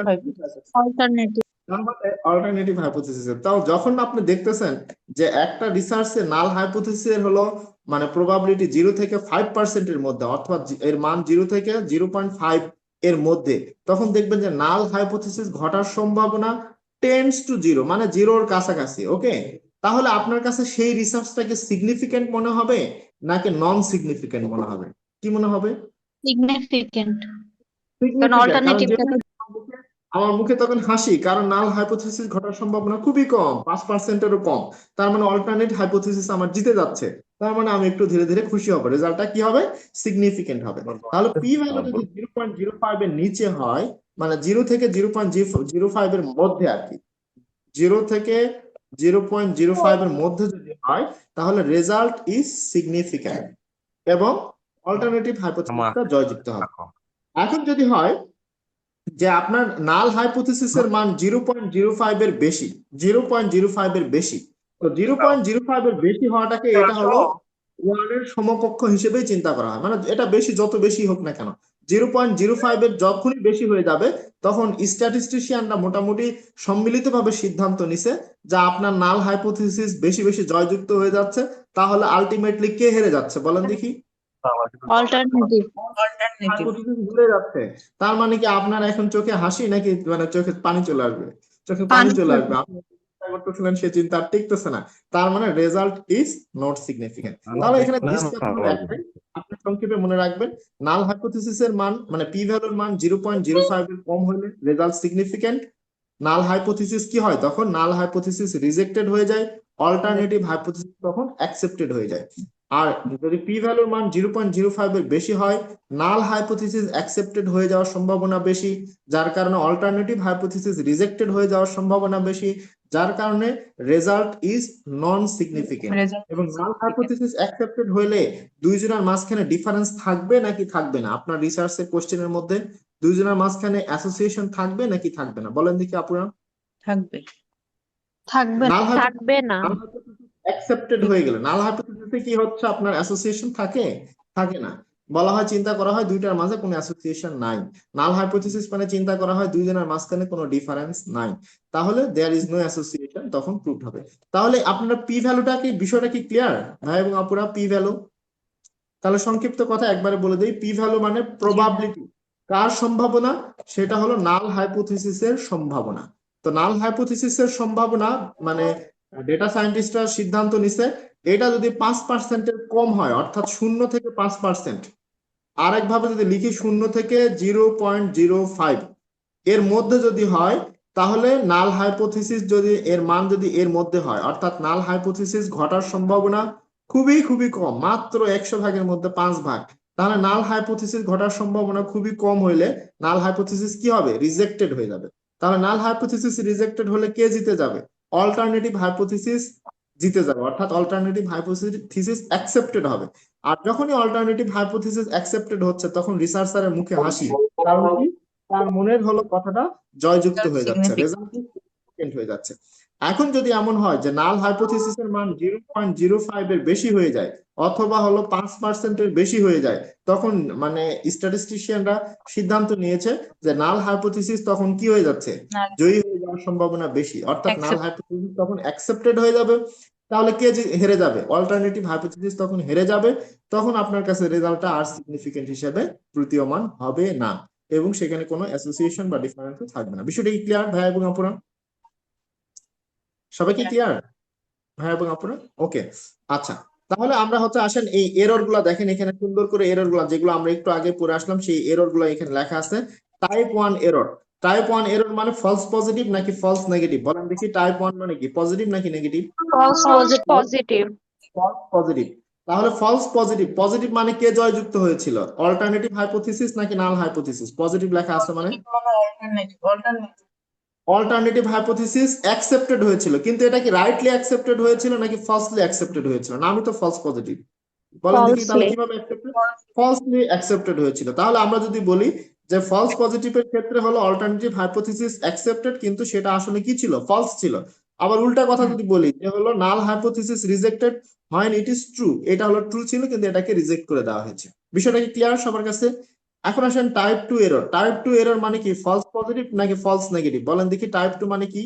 False false negative negative মানে এখানে কাকে জয়যুক্ত করা হয়েছিল? মানে অল্টারনেটিভ নাকি নাল হাইপোথিসিস? কে অ্যাকসেপ্টেড হয়েছিল বলেন তো? নাল হাইপোথিসিস। নাল হাইপোথিসিস accepted অ্যাকসেপ্টেড হয়েছে। হয়েছিল বলে এটা নেগেটিভ আসছে। তো নাল হাইপোথিসিস অ্যাকসেপ্টেড হওয়ার কারণে ভুল হলো কেন? কারণ নাল হাইপোথিসিস কি ছিল আসলে? কি ছিল বলেন? নাল ভুল হাইপোথিসিস ছিল। অ্যাকসেপ্ট করছিল, কিন্তু কি ছিল সেটা ফলস ছিল। তাহলে এটাই বলছে যে null hypothesis accepted when it is false. তাহলে তাহলে কে সঠিক ছিল? যদি নাল হাইপোথিসিস ফলস যদি থাকে তাহলে সঠিক কে ছিল বলেন? Alternate alternate. হাইপোথিসিস। কিন্তু এটাকে আমরা কি করছি? রিজেক্ট করে দিছি। তাহলে এভাবে আপনি যে কোনো একটা ল্যাঞ্জা ধরে পরীক্ষায় আনসার করবেন। বিষয়টা ক্লিয়ার? আচ্ছা, তাহলে এই হলো মোটামুটি টেস্ট। এখন চলে আসেন যে এই যে আপনি হচ্ছে যে একটা মানে আমরা হাইপোথিসিসকে আমরা টেস্ট করতেছি, কোন হাইপোথিসিসকে টেস্ট করতেছি? নাল হাইপোথিসিসকে টেস্ট করে নাল হাইপোথিসিস যদি মানে রিজেক্টেড হয়ে যায়, আপনার মুখে হাসি, কারণ আপনার অল্টারনেটিভ হাইপোথিসিস জয়যুক্ত হয়ে যাচ্ছে। আবার নাল হাইপোথিসিস কোনো কারণে অ্যাকসেপ্টেড হয়ে গেলে আপনার মুখ মানে যে কালো হয়ে আসতেছে, কারণ কি রেজাল্ট নন সিগনিফিকেন্ট হয়ে যাচ্ছে, আপনার চিন্তা ভাবনা আর টিকতেছে না। তো এই যে এখন কোশ্চেন যে আমরা কিভাবে একটা হাইপোথিসিসকে টেস্ট করতে পারি, ওকে? তো হাইপোথিসিস টেস্টিং এর কয়েকটা মেথড আছে, এই মেথড গুলোকে এখানে বিভিন্নভাবে ভাগ করা আছে, according to purpose, according to type of data, according to nature of research. তো আমাদের পরীক্ষায় সবচেয়ে বেশি যেটা আসে সেটা হলো according to type of data and their distribution, okay? এইটা সবচেয়ে বেশি আসে। যে হাইপোথিসিস টেস্টিং এর হচ্ছে যে মেথড কি কি আছে, এখানে দুইটা মেথড আছে, একটা হলো প্যারামেট্রিক মেথড আর একটা হলো non parametric test. Parametric test আর নন প্যারামেট্রিক, প্যারা আর নন প্যারা, এই নিয়ে তো আমাদের জীবন, মেডিকেল লাইফ, তাই না? সো এটাতে ভয় পাওয়ার কোনো কারণ নাই যে প্যারামেট্রিক কি জিনিস আর নন প্যারামেট্রিক কি জিনিস। তবে তার আগে আমাকে বলেন প্যারামিটার কি যেন ছিল, এটা কি আপনাদের মনে আছে? প্যারামিটার গতদিন ডিসকাস পপুলেশন। করছিলাম। ভেরি গুড, এক্সিলেন্ট আপু, আপনি পপুলেশন মানে বলতে পারছেন, এইটাই আমি শুক্রিয়া আর কি। পপুলেশনের যে সামারি ভ্যালু বা গড়, সেটাকে আমরা বলছিলাম হচ্ছে যে মানে প্যারামিটার। আর স্যাম্পলের সামারি ভ্যালুটাকে আমরা কি বলছিলাম মনে আছে আপনাদের? স্ট্যাটিস্টিক্স। স্ট্যাটিস্টিক্স স্যাম্পলের হচ্ছে যে মানে সামারি ভ্যালুটাকে আমরা বলছিলাম স্ট্যাটিস্টিক্স, ওকে? প্যারামেট্রিক টেস্টের সঙ্গে প্যারামিটার আর নন প্যারামিটার এগুলোর খুব বেশি অ্যাসোসিয়েশন নাই। তো এখানে আমাদেরকে মনে রাখতে হবে প্যারামেট্রিক টেস্ট এবং নন প্যারামেট্রিক টেস্ট। তো মনে রাখবেন যে প্যারামেট্রিক টেস্ট হচ্ছে কোন টেস্ট আমি প্যারামেট্রিক করব নাকি নন প্যারামেট্রিক করব, এর শর্ত মাত্র দুইটা শর্ত, ওকে? তো প্যারামেট্রিক করতে গেলে দুইটা শর্ত পূরণ করতে হবে। এক নাম্বার হচ্ছে আপনি যে ডেটা নিয়ে কাজ করতেছেন সেটা অবশ্যই কোয়ান্টিটেটিভ ডেটা হতে হবে, এবং আপনি যে ডেটা নিয়ে কাজ করবেন সেটা অবশ্যই নর্মালি ডিস্ট্রিবিউশন হতে হবে। তাহলে অ্যাবনর্মাল ডিস্ট্রিবিউশন কি কি আছে বলেন তো? ডেটা যদি রাইটলি স্কিউড বা পজিটিভ স্কিউড ডেটা হয় তাহলে কি সেটা প্যারামেট্রিকে আনতে পারবেন ভাই বা না। আপুরা? যদি রাইট মানে হচ্ছে যে আপনার ডেটা যদি হচ্ছে লেফট স্কিউড ডেটা বা নেগেটিভ স্কিউড ডেটা হয় তাহলে সেটা কি আনতে পারবেন এখানে? না। আনতে পারবেন না।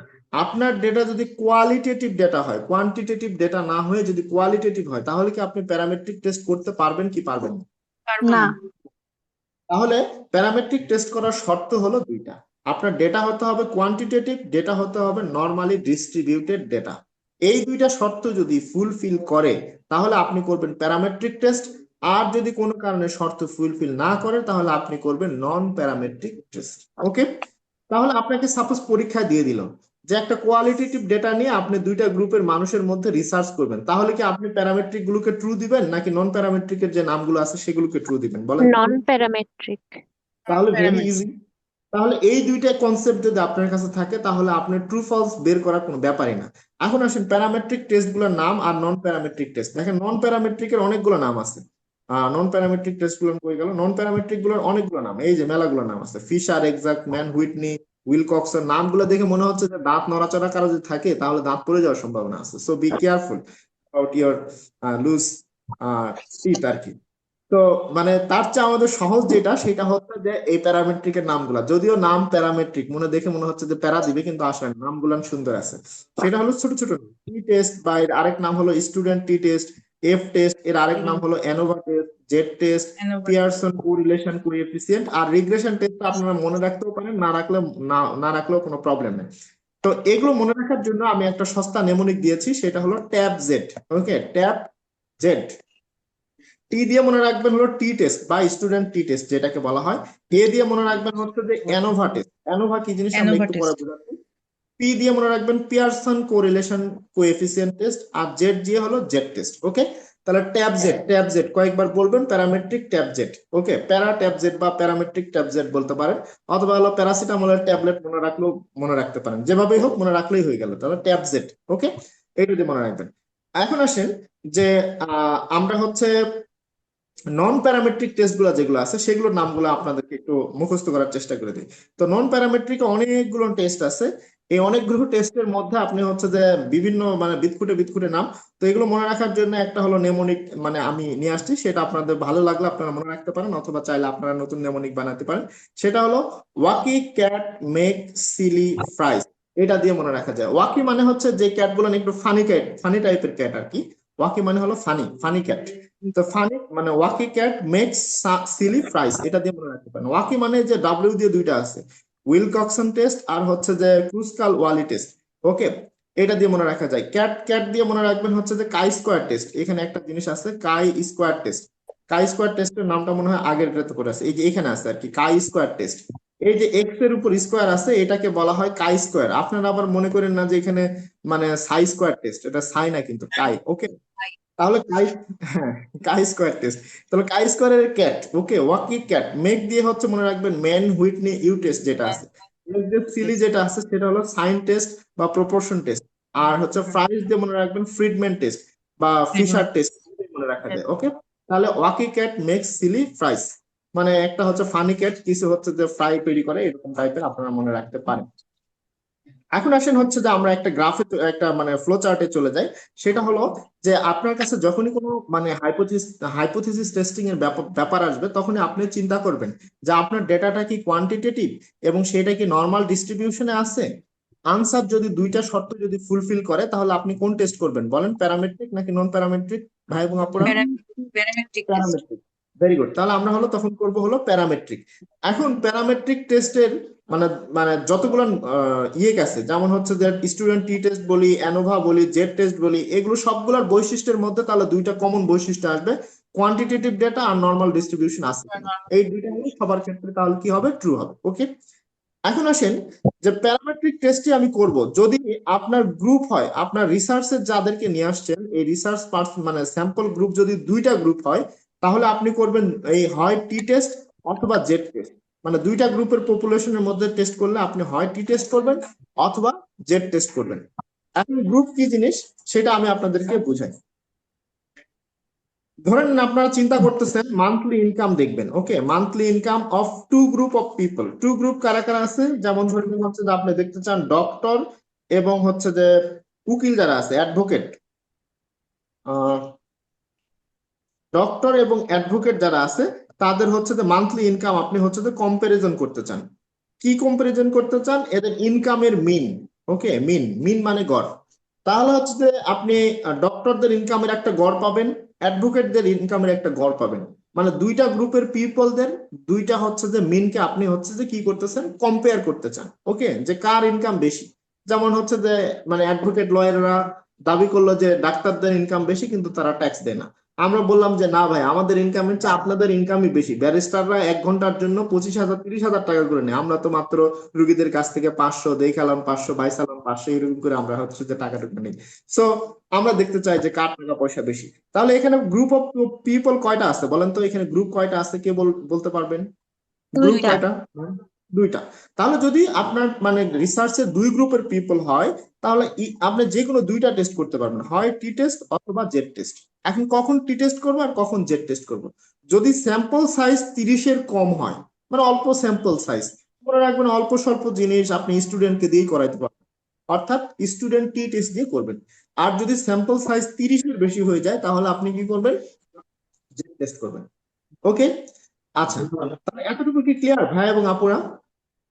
তাহলে আমি যদি পরীক্ষায় ট্রু ফলস আকারে দিয়ে দিই, স্টুডেন্ট টি টেস্টের ক্ষেত্রে কোন তথ্যগুলো সত্য বা মিথ্যা, এটা কোয়ালিটেটিভ ডেটার জন্য করা হয়। Is it true or false?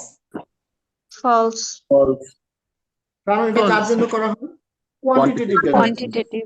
এখানে হলো স্টুডেন্ট টি টেস্টে নর্মাল ডাটাগুলো নর্মালি ডিস্ট্রিবিউটেড থাকতে হবে, স্কিউড ডাটা থাকা যাবে না। True or false? True. True. আমি যদি বলি এখানে স্টুডেন্ট টি টেস্টের ক্ষেত্রে দুই গ্রুপের বেশি গ্রুপ থাকলে ভালো হয়, is it true or false? False. False, কারণ দুই গ্রুপের বেশি হলে অন্য কিছু করবো, অ্যানোভা করবো, এখন সেটাতে যায়নি আর কি, যাচ্ছে। তো এখন হলো মানে যদি বলে যে স্টুডেন্ট টি টেস্টের ক্ষেত্রে স্যাম্পল সাইজ 30-এর কম হইলে ভালো হয়, is it true or false? True. Very good. তাহলে এভাবে কিন্তু ঘুরায় পেঁচায় কিন্তু পরীক্ষায় কোশ্চেন গুলো দিবে, কিন্তু দেখেন আপনি কনসেপ্ট ক্লিয়ার থাকলে যেটাই দেখ না কেন আপনি হচ্ছে এখান থেকে এসবিএ দিলেও পারবেন, এমসিকিউ দিলেও পারবেন। ওকে, নো প্রবলেম। এখন আসেন এই স্টুডেন্ট টি টেস্ট, এখন এটা একটু বলে নিই যে দুই গ্রুপের বেশি হলে তাহলে আমরা কি করব। সাপোজ মনে করেন আপনি এখানে হচ্ছে যে টাকা পয়সা নিয়ে হিসাব করতেছেন, ডক্টর আর অ্যাডভোকেট, এই খবর হচ্ছে যে মানে যে শুনে ফেলছে হলো মনে করেন জার্নালিস্ট, তারা এসে বলতেছে ভাই আমাকে যদি এর মধ্যে না রাখেন আপনাদের নামে একেবারে রিপোর্ট করে দিব। তাহলে মনে করেন আরেকটা পপুলেট মানে হচ্ছে যে পিপল ঢুকে গেছে এর মধ্যে, আরেকটা গ্রুপ ঢুকে গেছে।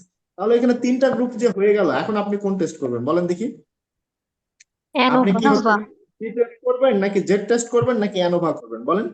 ANOVA মোর Over দেন test করবো। হয়ে গেলে তখন আপনি অ্যানোভা করবেন। ওকে, অ্যানোভা নামটা দেখে মনে হচ্ছে যে কোন একটা ব্যক্তির নাম, নোভা বা এরকম, এ নোভা মানে একজন নোভা এরকম মনে হচ্ছে, কিন্তু আসলে তা না। অ্যানোভা হচ্ছে যে অ্যানালাইসিস ভ্যারিয়েন্স, ভ্যারিয়েন্স, ভ্যারিয়েন্স। ওকে, ভ্যারিয়েন্স কি জিনিস মনে আছে আপনাদের? Analysis of variance. তাহলে ভ্যারিয়েন্স কি জিনিস কে বলতে পারবেন? standard deviation Square in value. square হ্যাঁ, ভেরি গুড, এক্সিলেন্ট। স্ট্যান্ডার্ড ডেভিয়েশনের স্কোয়ার। ওকে, আমরা স্ট্যান্ডার্ড ডেভিয়েশনকে এস দ্বারা প্রকাশ করেছিলাম এবং তার স্কোয়ার ভ্যালুটাকেই বলা হয় ভ্যারিয়েন্স। Variance. তাহলে অ্যানালাইসিস, এ এন দিয়ে হলো অ্যানালাইসিস, ও দিয়ে হচ্ছে অব, আর ভ্যারিয়েন্স, ভ্যারিয়েন্সের ভিএ। তাহলে অ্যানালাইসিস অফ ভ্যারিয়েন্সটাকেই বলা হয় হচ্ছে এফ টেস্ট বা অ্যানোভা টেস্ট। ওকে, তাহলে এটা কখন করি আমরা? দুই গ্রুপের বেশি পপুলেশন যদি হয় তখন আমরা করি। আচ্ছা, এখন আসেন হচ্ছে যে টি টেস্টের এখানে আবার নিচে লেখা লেখা আছে যে পেয়ার্ড আর আনপেয়ার্ড। দেখেন এই পেয়ার্ড আনপেয়ার্ড গল্পগুলো কিন্তু অ্যানোভা বা জেড টেস্টের মধ্যে নাই। এখন পেয়ার্ড আর আনপেয়ার্ড কথাটার অর্থ কি দাঁড়ায়? কারণ আপনার পরীক্ষায় দিয়ে দিবে পেয়ার্ড টি টেস্টের ক্ষেত্রে কি হবে, আনপেয়ার্ড টি টেস্টের ক্ষেত্রে কি হবে। ভয় পাওয়ার কোনো কারণে, খুব ইজি জিনিস। দেখেন পেয়ার্ড মানে কি, ধরে নেন আমি হচ্ছে একটা গবেষণা করতে চাইলাম যে প্রেগনেন্ট লেডি, প্রেগনেন্ট লেডিদের হচ্ছে মানে হিমোগ্লোবিন স্ট্যাটাস দেখতে চাই, হিমোগ্লোবিন হিমোগ্লোবিন স্ট্যাটাস দেখতে চাই, এবং সেটা হলো আয়রন থেরাপি দেওয়ার আগে এবং আয়রন থেরাপি দেওয়ার পরে তাদের হিমোগ্লোবিন স্ট্যাটাস দেখতে চাই।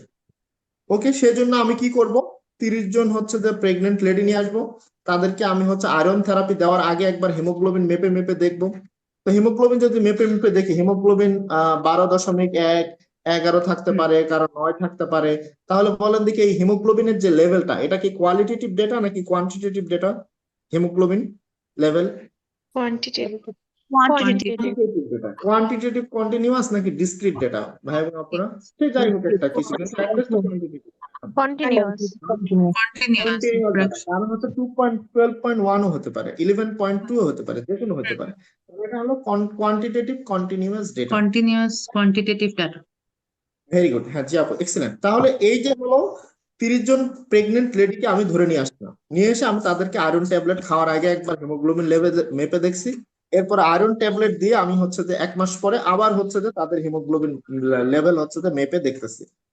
তাহলে এখানে গ্রুপ অফ পিপল কিন্তু ইনফ্যাক্ট দুইটা গ্রুপ, যে একটা হলো আয়রন ট্যাবলেট খাওয়ার আগের গ্রুপ, আবার আরেকটা হলো আয়রন ট্যাবলেট খাওয়ার পরের গ্রুপ। তো ইনফ্যাক্ট চিন্তা করেন এই দুই গ্রুপ অফ পিপল কি আলাদা আলাদা পার্সন নাকি ওই একই পার্সনকে আমি হলো খাওয়ার আগে আর খাওয়ার পরে দুইটা গ্রুপকে চিন্তা করতেছি বলেন তো? Same person. এই মানুষগুলো কি একই মানুষ নাকি অন্য মানুষ? একই মানুষ ভাই, তাদেরকেই ধরে নিয়ে আসলাম, নিয়ে আসছে আমি আয়রন বড়ি খাওয়ানোর পরে আগে একবার হলো হিমোগ্লোবিন মেপে দেখছি, আয়রন খাওয়ার পরে আমি আরেকবার হিমোগ্লোবিন মেপে দেখছি। তার মানে এই দুইটা গ্রুপ কিন্তু হচ্ছে আলাদা আলাদা কোনো গ্রুপ না, এই দুইটা গ্রুপ হলো একই গ্রুপের মানুষ, এবং তারা কিন্তু হলো ডিপেন্ডেন্ট, মানে একই গ্রুপ কিন্তু ডিপেন্ডেন্ট। তো এইরকম যখন হবে যে সেম গ্রুপের মানুষ বা ডিপেন্ডেন্ট গ্রুপ যখন হবে তখন সেই স্টাডিটাকে বলা হয় পেয়ার্ড স্টাডি, পেয়ার্ড স্টাডি। তাহলে এটাই হচ্ছে একটা পেয়ার্ড স্টাডি। ওকে, এরকম অনেক মানে স্টাডি আপনি করতে পারেন যে একটা ডায়াবেটিসের পেশেন্ট, তাকে হচ্ছে যে আপনি এম্পাগ্লিফ্লোজিন দেওয়ার আগে তার ডায়াবেটিস কন্ট্রোল কিরকম থাকে, ব্লাড সুগার কিরকম থাকে, এম্পাগ্লিফ্লোজিন দেওয়ার পরে তার ব্লাড সুগার কিরকম থাকে, তাহলে এটাও কিন্তু একটা কি হবে, পেয়ার্ড স্টাডি হবে। ওকে, এখন ধরে নেন আপু ভাই এবং আপুরা আপনারা মনে করতেছেন যে তাহলে ভাই আপনি একটু অন্যটা দেখেন। সেটা হলো ধরে নেন আমি হচ্ছে দুইটা অকুপেশনের লোক, দুইটা অকুপেশনের লোক, অকুপেশন, যেমন ধরে নেন রিক্সা পুলার যারা আছে তাদের, এবং যারা হচ্ছে আহ ধরে নেন ডক্টর, কমন সস্তা উদাহরণ দিয়ে দিই। তাহলে রিক্সা পুলার এবং ডক্টরদের হিমোগ্লোবিন লেভেল দেখতে চাই। হিমোগ্লোবিন লেভেল কি দেখতে হচ্ছে? হিমোগ্লোবিন লেভেল, আমার ভ্যারিয়েবল হচ্ছে হিমোগ্লোবিন লেভেল। তাহলে হিমোগ্লোবিন লেভেল যেহেতু এটা একটা কন্টিনিউয়াস ডেটা, কোয়ান্টিটেটিভ ডেটা, তো দেখা গেল যে তাদের হলো ডেটাগুলো নর্মালি ডিস্ট্রিবিউটেড আছে, তার মানে এটা আমি প্যারামেট্রিক টেস্টই করতে পারবো। এবং এখানে পপুলেশন গ্রুপ হচ্ছে যে দুইটা, একটা হলো রিক্সা পুলার আর একটা হলো ডক্টর। তো বলেন দেখি এই রিক্সা পুলার পিপল যারা আর ডক্টর পিপল যারা, তারা কি সেম পিপল নাকি আলাদা, কমপ্লিটলি আলাদা, কারোর সাথে কারো সম্পর্ক নেই? আলাদা। আলাদা। কমপ্লিটলি আলাদা না আপু, যে রিক্সা চালায় সে তো রিক্সায় চালায়, আর যে হলো ডক্টর সে তো ডক্টরই। ডাক্তাররা কখনো রিক্সা চালায় না, রিক্সা চালকরা কখনো ডাক্তার হয় না। ওকে, মানে দুইটাই, মানে সিনেমা ছাড়া সম্ভব না আর কি। যাই হোক, কমপ্লিটলি দুইটা আলাদা গ্রুপের পিপল যখন নিয়ে আমরা স্টাডি করব, সেটাকে বলা হবে unpaired study. Okay, unpaired study, unpaired study. Unpaired মানে কমপ্লিটলি ডিফারেন্ট দুইটা গ্রুপকে নিয়ে আমরা স্টাডি করব। তাহলে সহজ কথা, এখন দেখেন ভাই এবং আপুরা, এই আনপেয়ার্ড হোক আর পেয়ার্ড হোক, স্টুডেন্ট টেস্ট মানেই স্যাম্পল সাইজ 30-এর কম, স্টুডেন্ট টেস্ট মানেই সেটা হলো দুই গ্রুপের পিপলের মধ্যে, স্টুডেন্ট টেস্ট মানেই সেটা প্যারামেট্রিক, স্টুডেন্ট টেস্ট মানে সেটা কোয়ান্টিটেটিভ ডেটা, স্টুডেন্ট টেস্ট মানে সেটা নর্মাল ডিস্ট্রিবিউশন কার্ভ। তাহলে পরীক্ষায় যদি আপনাকে এরকম ভাবে কোশ্চেন দেয় যে আনপেয়ার্ড স্টুডেন্ট টি টেস্টের ক্ষেত্রে কোন তথ্যটা সত্য, তাহলে এই তথ্যগুলা কি আপনার হচ্ছে যে আর চেঞ্জ হওয়ার কোনো সুযোগ আছে? বলেন দেখি। না। না। তাহলে আপনার আনপেয়ার্ড দিক আর পেয়ার্ড দিক, ভাই এটা নিয়ে কোনো বদার করার কোনো কারণই নেই। আপনি স্টুডেন্ট টি টেস্টের ক্ষেত্রে যা যা টুল জানতেন দিয়ে দিবেন, একই জিনিস সেম, এটা পেয়ার্ড হোক আর আনপেয়ার্ড হোক। শুধুমাত্র এতটুকুতে আলাদা হতে পারে যে আনপেয়ার্ড মানে আপনাকে বলতে পারে যে একই গ্রুপের পিপল মানে সেম, মানে ডিপেন্ডেন্ট গ্রুপ নাকি ইন্ডিপেন্ডেন্ট গ্রুপ, দিয়ে দিবেন ডিফারেন্ট ইন্ডিপেন্ডেন্ট গ্রুপ, মানে একজন আরেকজনের উপর ডিপেন্ড করবে না। যেমন গ্রুপ রিক্সাওয়ালা হলো মানে ডাক্তারের উপর ডিপেন্ড করে না, ডাক্তার রিক্সাওয়ালার উপর ডিপেন্ড করে না। তাহলে দুইটা হলো ইন্ডিপেন্ডেন্ট, কমপ্লিটলি আলাদা দুটো গ্রুপ, সেটা হলো আনপেয়ার্ড। আর পেয়ার্ড মানে একই গ্রুপের মানুষ, প্রেগনেন্ট লেডি আয়রন বড়ি খাওয়ার আগে খাওয়ার পরে। তাহলে এই দুইজনের মাঝখানে ডিফারেন্স শুধু এতটুকু, আর বাকি যেগুলো আছে সবগুলো হচ্ছে যে বৈশিষ্ট্য একই। এখন যদি যাই জেড টেস্টের ক্ষেত্রে, তাহলে জেড টেস্টের ক্ষেত্রে স্যাম্পল সাইজ কত হলে বেশি ভালো, 30-এর নিচে নাকি 30-এর বেশি? 30-এর বেশি। বেশি। ওকে, তাহলে এবং এখানে কয় গ্রুপের মধ্যে আমরা হচ্ছে যে কম্পারিজন করি, বলেন দেখি। দেখে দেখি একই জিনিস, ওই স্টুডেন্ট টেস্ট, খালি শুধুমাত্র ডিফারেন্সটা হলো এইটা 30-এর বেশি। আর একটু হালকা ডিফারেন্স আছে, যেমন এখানে একটা প্রপোর্শন স্টাডি করা যায়, তো সেগুলো নিয়ে আমরা এত ডিপ ডিসকাশনে যাচ্ছি না, কারণ আমাদের এফসিপিএস পার্ট 1 পাস করলেই হলো, পরে আমরা ইনশাআল্লাহ হচ্ছে যখন রিসার্চ যাব আরো ডিপ ডিসকাশন করতে পারবো। এখন আসলে যদি দুই গ্রুপের বেশি পপুলেশন হয়, তখন আমরা যেটা করতে পারবো প্যারামেট্রিক মধ্যে অ্যানোভা টেস্ট করতে পারবো, অ্যানোভা। ওকে, তাহলে এই হলো মোটামুটি আমাদের হচ্ছে যে মানে প্যারামেট্রিক টেস্ট। একটা শুধু বাদ দিচ্ছে, সেটা হলো পিয়ারসন কোরিলেশন কোএফিসিয়েন্ট। তো কোরিলেশন কোএফিসিয়েন্ট এগুলো ভাই ডিটেলস এত দিবে না, জাস্ট আপনাদেরকে একটা ধারণা রেখে দেই যে কোরিলেশন বিষয়টা কি। কোরিলেশন বিষয়টা কি, কোরিলেশন নামটা শুনে মনে হচ্ছে যে কারোর সাথে কারো একটা সম্পর্ক, তাই না? তো এখানে ঘটনাটা হলো যে আমরা মানে পদার্থ বিজ্ঞানে একটা কমন জিনিস পড়ে আসতাম যে সমানুপাতিক আর ব্যস্তানুপাতিক, মনে আছে আপনাদের? কে কার সমানুপাতিক, কে কার ব্যস্তানুপাতিক। ওই যে নিউটন চাচা একদিন হচ্ছে যে আপেলের গাছের নিচে বসে একটা ওই যে মহাকর্ষ সূত্র আবিষ্কার করছিল, যে মহাবিশ্বে প্রত্যেকটা বস্তু একে অপরকে আকর্ষণ করে, এই আকর্ষণ হচ্ছে যে তার বস্তু দুইটার ভরের গুণফলের সমানুপাতিক, দূরত্বের বর্গের ব্যস্তানুপাতিক। মনে আছে আপনাদের? মানে কি সমানুপাতিক আর ব্যস্তানুপাতিক, এতটুকু তো মনে আছে, তাই না? তো আপনার একটা কোন অবজারভেশন, যখনই মানুষের এজ হয় ধীরে ধীরে ধীরে ধীরে তার হাইট বাড়ে, হাইট বাড়ে।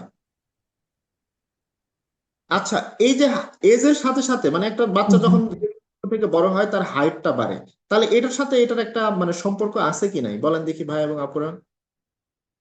সমানুপাতিক সম্পর্ক, ব্যস্তানুপাতিক সম্পর্ক, যে এজ বাড়লে হাইট কমে যায়, এরকম হয় নাকি এজ বাড়লে হাইট বাড়ে?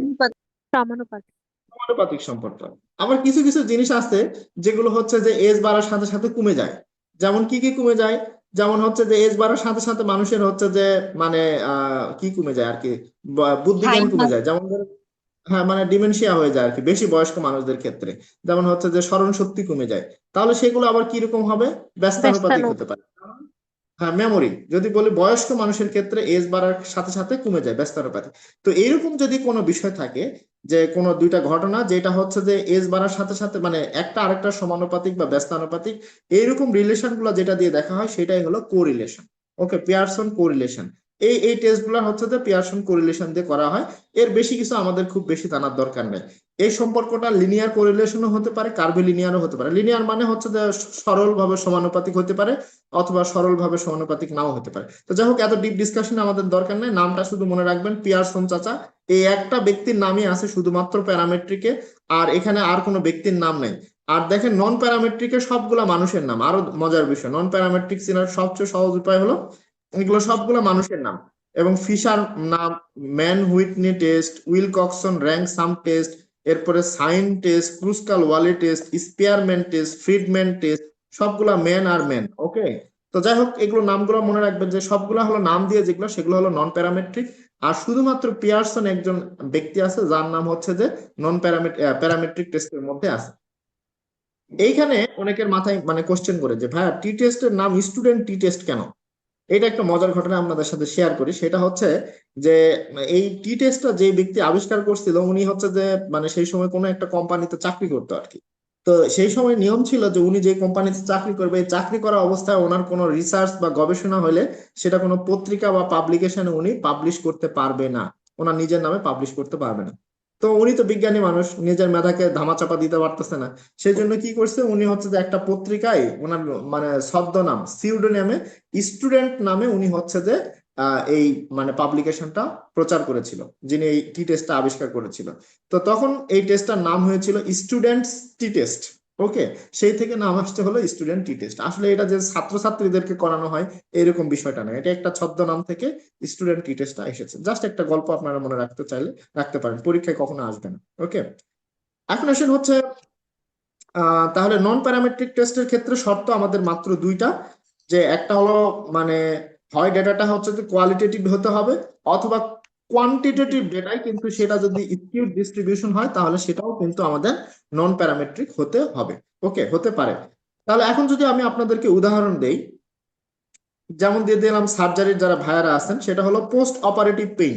ওকে, পোস্ট অপারেটিভ পেইনের ক্ষেত্রে আমি উদাহরণ দিয়ে দিলাম যে পোস্ট অপারেটিভ পেইন হচ্ছে যে কিরকম হয়, চাইল্ডদের ক্ষেত্রে কিরকম হয় আর অ্যাডাল্টদের ক্ষেত্রে কিরকম হয়, এটা আমরা একটা কম্পেয়ার করতে চাই। ওকে, তো বলেন দেখি, পেইন তো আমরা সাধারণত মাইল্ড, মডারেট, সিভিয়ার এরকম ভাবে লিখতে পারি আর কি, তাই না? Moderate, severe. তাহলে পেইন যেহেতু লিখছি মাইল্ড, মডারেট, সিভিয়ার, তাহলে is it qualitative data or quantitative data? কি মনে হতে পারে? কোয়ালিটেটিভ। কোয়ালিটেটিভ। কোয়ালিটেটিভ। তাহলে যেহেতু এটা কোয়ালিটেটিভ ডেটা, তাহলে এটা আমার কি প্যারামেট্রিক হওয়া উচিত নাকি নন প্যারামেট্রিক হওয়া উচিত? নন non parametric. Parametric. Non parametric. তাহলে ভাই এবং আপুরা দেখেন, পরীক্ষায় কিন্তু এভাবে যদি একটা এসবিএ দিয়ে দেয় যে একটা হচ্ছে যে হসপিটালে আমরা পোস্ট অপারেটিভ পেশেন্ট, দুইটা গ্রুপ অফ পেশেন্ট মানে চিলড্রেন এবং অ্যাডাল্ট, দুইটা গ্রুপ অফ পপুলেশনের মধ্যে পেইনের লেভেল মাইল্ড, মডারেট, সিভিয়ার করে আমরা হচ্ছে যে কম্পেয়ার করতে চাই, তাহলে এটা কি প্যারামেট্রিক হবে নাকি নন প্যারামেট্রিক হবে? আপনি খুব নন ইজিলি আনসার প্যারামেট্রিক। দিয়ে দিতে পারবেন। Non parametric.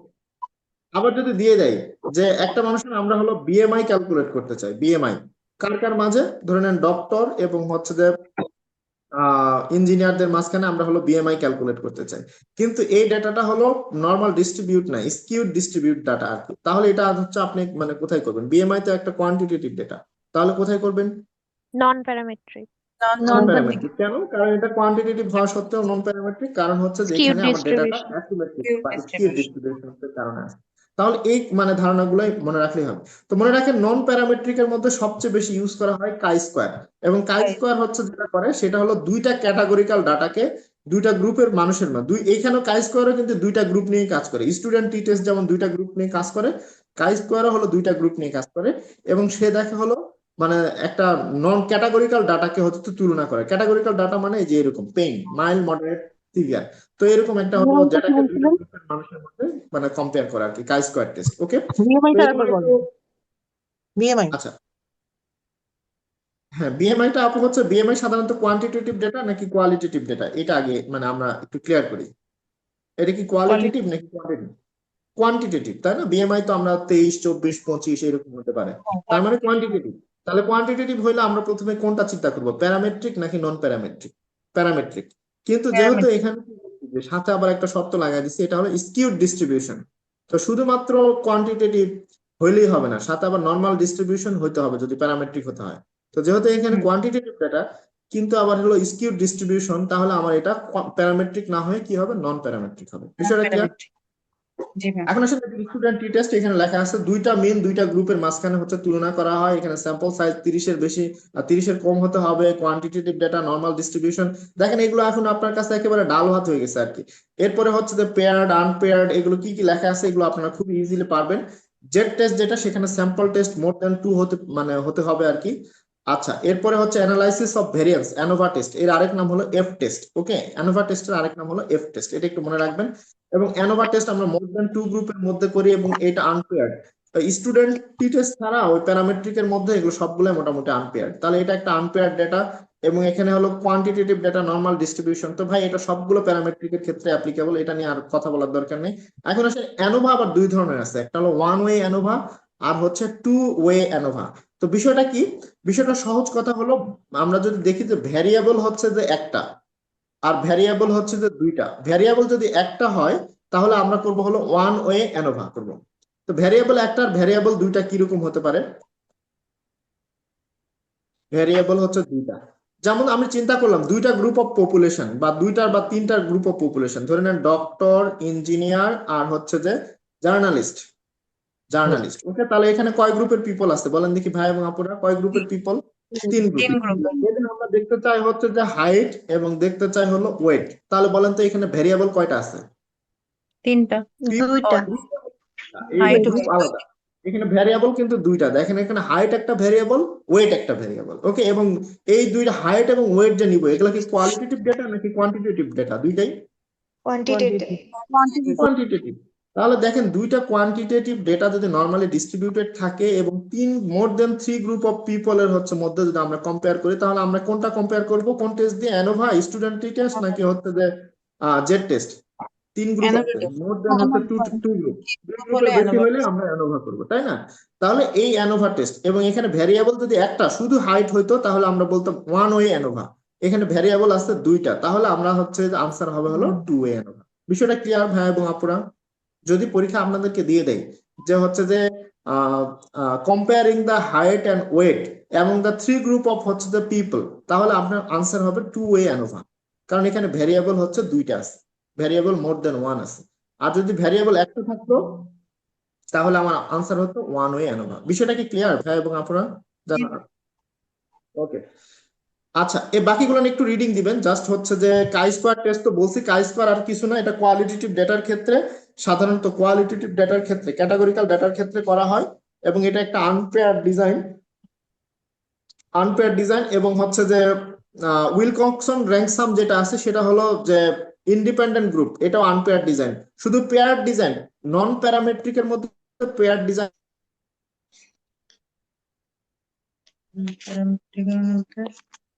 আচ্ছা, ক্রুসকাল ওয়ালে যেটা আছে alternative to one way ANOVA, এগুলো একটু জাস্ট একবার একটু রিডিং দিলে দিতে পারেন। এটা ওয়ান ওয়ে অ্যানোভার হচ্ছে অল্টারনেটিভ, আর হচ্ছে ফ্রিডম্যান হচ্ছে যে অল্টারনেটিভ টু রিপিটেড বা টু ওয়ে অ্যানোভার হচ্ছে যে অল্টারনেটিভ। জাস্ট এই দুই একটা করে কথা একটু দেখতে পারেন, এর বেশি দিবে না আর কি। ম্যাকনেমার যেটা আছে বাইনারি ডাটার জন্য হচ্ছে যে সাধারণত করা হয়, এর বেশি আমাদের এখান থেকে দরকার নেই। তাহলে আপনাদের এখন বলি হাইপোথিসিস টেস্টিং, এরর, এরপরে হচ্ছে যে মানে parametric, non parametric, hypothesis testing এর মেথড, এগুলো নিয়ে কারো কোনো কনফিউশন বা কোশ্চেন আছে কিনা ভাই এবং আপুরা? কারো কোনো কনফিউশন, কোশ্চেন, কোনো কিছু? আই হোপ থাকার কথা না। এখন জাস্ট আমি আপনাদেরকে একটা মানে গল্প শোনাতে চাই, সেটা হচ্ছে যে মেটা অ্যানালাইসিস, সরি আরসিটি নিয়ে একটা কথা বলতে চাই, randomised control trial. Randomised control trial, কারণ র্যান্ডমাইজড কন্ট্রোল ট্রায়াল যেটা আছে আরসিটি, র্যান্ডমাইজড কন্ট্রোল ট্রায়াল, যেহেতু এখানে ট্রায়াল শব্দটা ইউজ করছে, তার মানে আমরা হচ্ছে যে মানুষজনকে কোনো না কোনো ওষুধ খাওয়াবো, হয় ওষুধ দিব, না হয় কোনো উপদেশ দিব, না হয় কিছু একটা করব। তাহলে কি এটা এক্সপেরিমেন্টাল স্টাডি নাকি অবজারভেশনাল স্টাডি, কে বলতে পারবেন? এক্সপেরিমেন্টাল, ভেরি গুড ভাই এবং আপুরা, ধন্যবাদ। এক্সপেরিমেন্টাল স্টাডি, তাহলে আরসিটি কিন্তু একটা হলো এক্সপেরিমেন্টাল স্টাডি, এবং এটা হলো গোল্ড স্ট্যান্ডার্ড। যদি পরীক্ষায় আসে যে সবচেয়ে ভালো স্টাডি কোনটা, এটা হলো আরসিটি, মানে সবচেয়ে ভালো হলো মেটা অ্যানালাইসিস সবার উপরে, আরসিটি হলো এই আপনার নর্মাল স্টাডি গুলোর মধ্যে সবচেয়ে ভালো আরসিটি। ওকে, তাহলে আরসিটি হলো গোল্ড স্ট্যান্ডার্ড। এবং এটা হলো একটা ইন্টারভেনশনাল মানে স্টাডি নাকি অবজারভেশনাল স্টাডি? ইন্টারভেনশনাল, কারণ কি আরসিটি আমরা কিছু না কিছু দিব, হয় ওষুধ দিব, না হয় তেল প্লাস্টাবো দিব, না হয় কিছু না কিছু একটা দিব। তাহলে এটা একটা ইন্টারভেনশনাল স্টাডি। এবং ঔষধ দিয়ে তো আমরা বসে থাকবো না, রেগুলার আমরা রুগীটাকে ফলো আপ করতে থাকবো। তাহলে রেগুলার ফলো আপ করতে থাকলে এটা কি ক্রস সেকশনাল হবে নাকি লংজিটিউডিনাল হবে? লংজিটিউডিনাল। এবং ধীরে ধীরে যেহেতু আমরা হচ্ছে যে একটা ওষুধ দিয়ে ধীরে ধীরে ফলো আপ করতে করতে সামনের দিকে যাচ্ছে, তাহলে এটা কি প্রসপেক্টিভ নাকি রেট্রোস্পেক্টিভ? প্রসপেক্টিভ। প্রসপেক্টিভ। এটা হচ্ছে যেহেতু আমরা একটা ঔষধের সাথে এর আউটকাম মানে একটা কজ খোঁজার চেষ্টা করতেছি, তার মানে এটা একটা অ্যানালাইটিক্যাল স্টাডি, এবং এখানে র্যান্ডমাইজেশন এবং ব্লাইন্ডিং এই দুইটা জিনিসই আপনাদেরকে কনসেপ্ট ক্লিয়ার করার জন্য মূলত এখানে নিয়ে আসছি। আরসিটা আমরা কখন করি? ধরে নেন ভাই এবং আপুরা যে বাজারে মানে এক্সিস্টিং একটা ওল্ড ড্রাগ আছে, ওল্ড ড্রাগ। ধরে নেন আমরা ওষুধের জন্য ডায়াবেটিক রোগীদের জন্য হচ্ছে যে মেটফর্মিন, আমাদের হাতে একটা হলো নতুন মানে হাতে পুরনো একটা ড্রাগ আছে। তো বাজারে নতুন মনে করেন একটা ড্রাগ চলে আসছে, তার নাম হচ্ছে যে GLP-1। ধরে নেন এটার একটা নতুন নাম আমরা দিয়ে দিলাম, সেটা হচ্ছে যে টিরজেপাটাইড বা এরকম একটা কোন একটা ড্রাগ আমাদের হাতে নতুন বাজারে এটা নিয়ে গবেষণা হচ্ছে। তাহলে এটা একটা হলো নিউ ড্রাগ। তো এখন বিজ্ঞানীরা চিন্তা করতেছে বা সায়েন্টিস্টরা চিন্তা করতেছে যে মেটফর্মিন খাইলে তো মানুষ ভালো থাকেই, তো আমরা একটু দেখতে চাই যে হলো এই GLP-1 অ্যানালগ অথবা টিরজেপাটাইড এইটা দিলে তার ডায়াবেটিস কন্ট্রোল আরো ভালো হয় কিনা, বা এর সাথে সাথে তার আরো কোনো বেনিফিট কার্ডিওভাস্কুলার রেনাল বা অন্য কোনো বেনিফিট পাওয়া যায় কিনা। অথবা আমরা সিম্পলি চিন্তা করি যে কে বেশি ডায়াবেটিসকে কন্ট্রোল করতে পারে, স্টার জলসার মতো কার হাতে যাবে সংসারের চাবি। ওকে, লেটস সি। আমরা এইটা দেখার জন্য এই দুইটা ড্রাগের ইফেক্ট ডায়াবেটিসের উপর কি রকম আছে সেটা দেখার জন্য আমরা একটা স্টাডি করব। তো স্টাডিতে আমরা কি করব? আমরা হচ্ছে যে একটা গ্রুপ অফ পিপলকে আমরা মেটফর্মিন খাওয়াবো, আরেকটা গ্রুপ অফ পিপলকে আমরা নতুন ড্রাগ দিব, দিয়ে আমরা হচ্ছে তাদের আবার প্রতিদিন করে হচ্ছে যে ব্লাড সুগার লেভেল মেপে মেপে দেখবো। এভাবে মনে করেন 6 মাস মেপে দেখবো। এর মধ্যে 6 মাসের মধ্যে আমরা আউটকাম দেখবো যে 6 মাস পরে যারা মেটফর্মিন খেয়েছে তাদের ডায়াবেটিসের লেভেল কিরকম আছে, যারা হচ্ছে এই নতুন ড্রাগ GLP-1 অ্যানালগ খেয়েছে তাদের হলো ডায়াবেটিসের কি অবস্থা আছে। এইটাই হচ্ছে এই যে আপনি নতুন একটা ড্রাগ দিলেন তাকে একটু হাতাহাতি করলেন, এই জন্য এটার নামই হচ্ছে একটা ইন্টারভেনশনাল স্টাডি অথবা একটা এক্সপেরিমেন্টাল স্টাডি। ওকে, আচ্ছা, এখন চলে আসেন। তাহলে এইখানে আমরা দুইটা গ্রুপ নিব। একটা গ্রুপ হলো যাদেরকে আমরা আগের ড্রাগটাই দিব, এটাকে বলা হয় কন্ট্রোল গ্রুপ, অথবা আপনি কিছু না দিয়ে এখানে প্লেসেবেও দিতে পারেন। ওকে, কারণ এই মেটফর্মিনের সাথে তুলনা করার জন্য আমরা কিন্তু নতুন ড্রাগটাকে নিয়ে আসছি। তো যেই জন্যকে আমরা পুরান ঔষধ দিব অথবা প্লেসেবো দিব অথবা কিছুই দিব না, সেই গ্রুপটাকে আমরা বলবো কন্ট্রোল গ্রুপ। আরেকটা গ্রুপ যাকে আমরা নতুন ড্রাগটা খাওয়াবো, আপনার যে মনের আকাঙ্ক্ষা নতুন ড্রাগটা ভালো কাজ করে কিনা, এদেরকে আমরা কি দিব? এক্সপেরিমেন্টাল গ্রুপ হিসেবে তাদেরকে নতুন ড্রাগটা আমরা দিব। ওকে, তাহলে আমার দুইটা গ্রুপ থাকবে, একটা কন্ট্রোল গ্রুপ থাকবে আর একটা এক্সপেরিমেন্টাল গ্রুপ থাকবে। তো এই স্টাডিতে যেহেতু আমরা কন্ট্রোল নিচ্ছি, সেই জন্য এই স্টাডির একটা নাম হলো র্যান্ডমাইজড কন্ট্রোল ট্রায়াল। ট্রায়াল কেন? কারণ এটা আমরা ইন্টারভেনশনাল ওষুধ দিচ্ছি। কন্ট্রোল কেন? কারণ এখানে আমার কন্ট্রোল গ্রুপ থাকতেছে। র্যান্ডমাইজড কেন বলা হয় এটাই আমি একটু পরে আপনাদেরকে ব্যাখ্যা করবো। এখন চলে আসেন, ধরে নেন এই গবেষণার জন্য আমরা হচ্ছে যে আচ্ছা প্লেসেবোটা আমি একটু বুঝে দিচ্ছি আপু একটু পরে আর কি, ভাইয়া একটু পরে বুঝে দিচ্ছি। তো ধরে নেন এই মানে গবেষণার জন্য আমরা হলো 200 জন হচ্ছে যে মানে পপুলেশন মনে করেন হাজার হাজার বাংলাদেশে ডায়াবেটিক রোগী আছে, আপনি কি সবাইকে নিয়ে এসে গবেষণা করা সম্ভব? সব রোগীর উপর টেস্ট করতে পারবেন? পারবেন না। না। তাহলে আপনি কি করবেন? এই বাংলাদেশের সকল যে ডায়াবেটিক রোগী আছে তারা কি আপনার পপুলেশন, এখান থেকে আপনি মনে করেন যে হচ্ছে যে 500 জন ডায়াবেটিক রোগীকে আপনি ধরে নিয়ে চলে আসলেন। তাহলে এই যে পপুলেশন থেকে 500 জন রোগীকে নিয়ে আসলেন, এই 500 জন কারা বলেন তো? এদের কি কি বলা যেতে পারে? পপুলেশন থেকে যে 500 জনকে আমরা নিয়ে আসলাম, স্যাম্পল।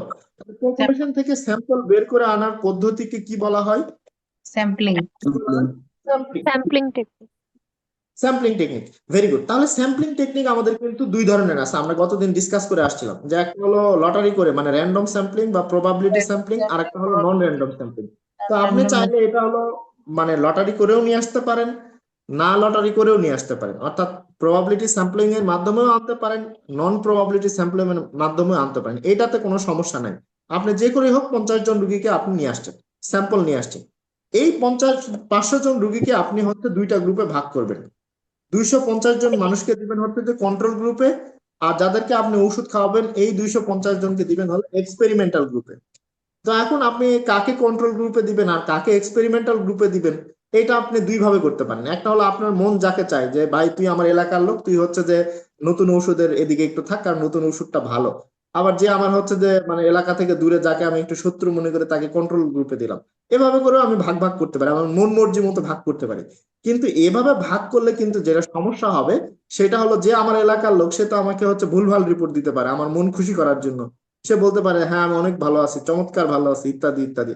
তাতে করে কি চলে আসবে? বায়াসনেস আসবে। এই জন্য এই যে 500 জন লোক আমার হাতে আছে, সবচেয়ে ভালো হবে কি বলেন দেখি, কি করলে এই বায়াস থেকে আমি মুক্তি পেতে পারি? এই 500 জনকে দুইটা গ্রুপে ভাগ করতে, স্যাম্পলিং আমি লটারি করতে পারি। Very good, thank you. আমরা হচ্ছে লটারি করতে পারি। এই যে দুইটা গ্রুপকে আমরা ভাগ করতেছি, একটা কন্ট্রোল আর একটা এক্সপেরিমেন্টাল গ্রুপে ভাগ করতেছি, এই ভাগ করার ঘটনাটাকে বলা হয় অ্যালোকেশন। অ্যালোকেশন মানে বন্টন করা। আমরা 500 জনকে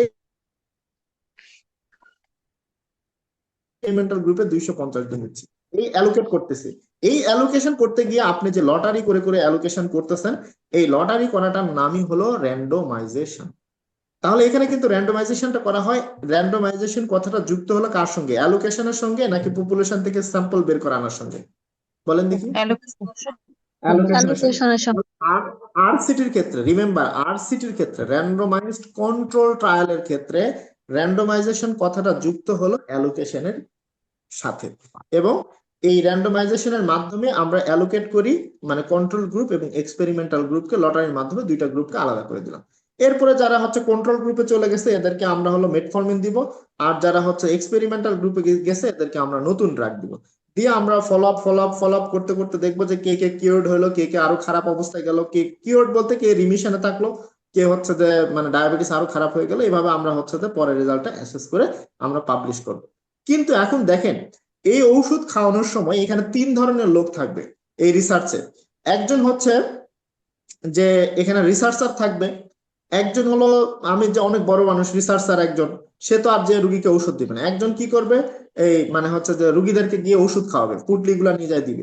আরেকজন কে থাকবে যারা হলো এই মানে আমার গবেষণার ক্ষেত্রে পার্টিসিপেট করছে, রুগী।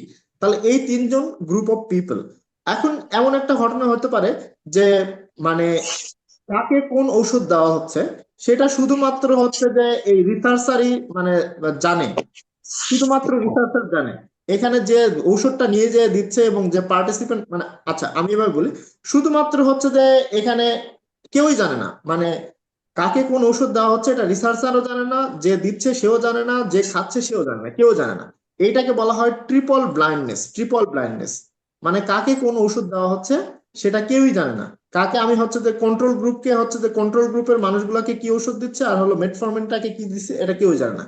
কারণ আমি এই যে 250 জন মানুষ, এই 250 জন মানুষকে হচ্ছে আমি লিস্ট করে নিচ্ছি।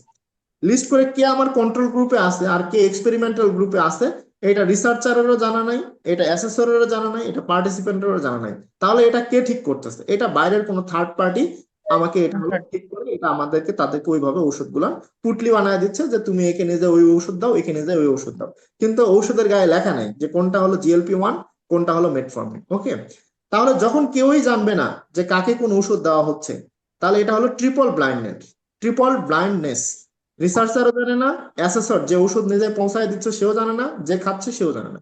আর যদি রিসার্চার এটা জানে শুধুমাত্র আর বাকি 2জন জানে না, তখন সেটাকে বলা হয় ডাবল ব্লাইন্ডনেস। আর যদি অ্যাসেসরও জেনে যায় যে কাকে কোন ওষুধ দিচ্ছে, শুধুমাত্র অন্ধ কে আছে বলেন তো যে জানে না যে কোন ওষুধ খাচ্ছে?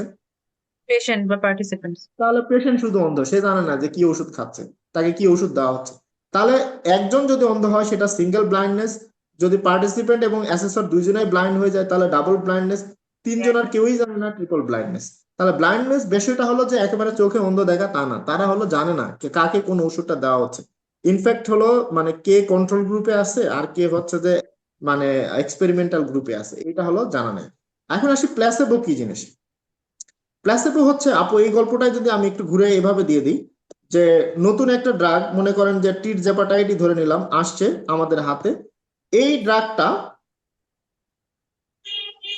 এই ড্রাগটা হচ্ছে যে এই ড্রাগটা হচ্ছে যে আমাদের ডায়াবেটিস কমায় কিনা, ডায়াবেটিসের উপর এর কোনো ইফেক্ট আছে কিনা আমরা দেখতে চাই। তো এখন একটা মানুষকে যদি আমি কোনো কিছু না দিই, শুধুমাত্র মনে করেন একটা ফলস মেডিসিন দিলাম, যে এমন কোনো মেডিসিন যার মধ্যে কোনো হচ্ছে অ্যাক্টিভ ইনগ্রেডিয়েন্ট নাই, ডায়াবেটিসের কোনো ঔষধই না, সেটা দিয়ে আমি হচ্ছে এক গ্রুপের মানুষকে আমি দেখতেছি যে তাদের অবস্থা কিরকম হয়, তাদের ডায়াবেটিস কন্ট্রোল কেমন থাকে। আরেক গ্রুপ অফ পিপলকে আমি নতুন ডায়াবেটিসের নতুন যে ড্রাগটা আছে তা আমি দিয়ে হলো পরীক্ষা করলাম। এবং ফলো আপ করতে করতে একসময় গিয়ে দেখলাম তাদেরকে আমি হচ্ছে যে কোনো ওষুধ দেইনি, অ্যাক্টিভ কোনো ওষুধ দেইনি, অর্থাৎ প্লেসেবো মানে ফলস ওষুধ দিয়েছিলাম। সেই গ্রুপের পিপলটা ধীরে ধীরে অসুস্থ হয়ে ডায়াবেটিস খারাপ খারাপ হয়ে অনেকে মারাও গেছে আর কি। আর আরেকটা গ্রুপ যাদেরকে আমি হচ্ছে যে টিরজাপাটাইড দিয়েছি তারা মোটামুটি বেশ সুস্থ আছে। তাহলে আমি কি বুঝলাম যে এই নতুন ড্রাগটা ডায়াবেটিসের ক্ষেত্রে কার্যকরী। তো এই কার্যকরী প্রমাণ করার জন্য আমরা যে ফলস ঔষধটা ইউজ করছিলাম সেটা হচ্ছে যে প্ল্যাসেবো। তবে এখানে একটা বিষয় আছে, প্ল্যাসেবো মানে যে সব সময় আপনার ইনঅ্যাক্টিভ ঔষধ হবে তা না। প্ল্যাসেবো মানে কিন্তু ওল্ডার কোনো ড্রাগও হতে পারে। সেই প্ল্যাসেবোর মধ্যে মেডিসিন থাকতেও পারে, নাও থাকতে পারে। ওকে, এতটুকু মনে রাখেন। তো প্ল্যাসেবো আপাতত ধারণা রাখেন, এটা সাধারণত মানে কখনো কখনো ঔষধ থাকে না, আবার কখনো কখনো ওল্ডার ড্রাগও থাকতে পারে, এই আর কি। তাহলে র্যান্ডমাইজ কন্ট্রোল ট্রায়াল নিয়ে আর কারো কোনো কোশ্চেন আছে ভাই এবং আপুদের মধ্যে আরসিটি নিয়ে? আচ্ছা, আরসিটি নিয়ে আই হোপ কারো কোনো কোশ্চেন নাই।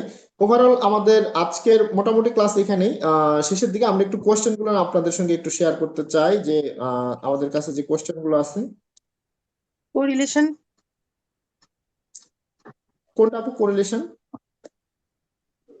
কোরিলেশনটা একটু বুঝান। ও আচ্ছা, কোরিলেশন মানে সম্পর্ক।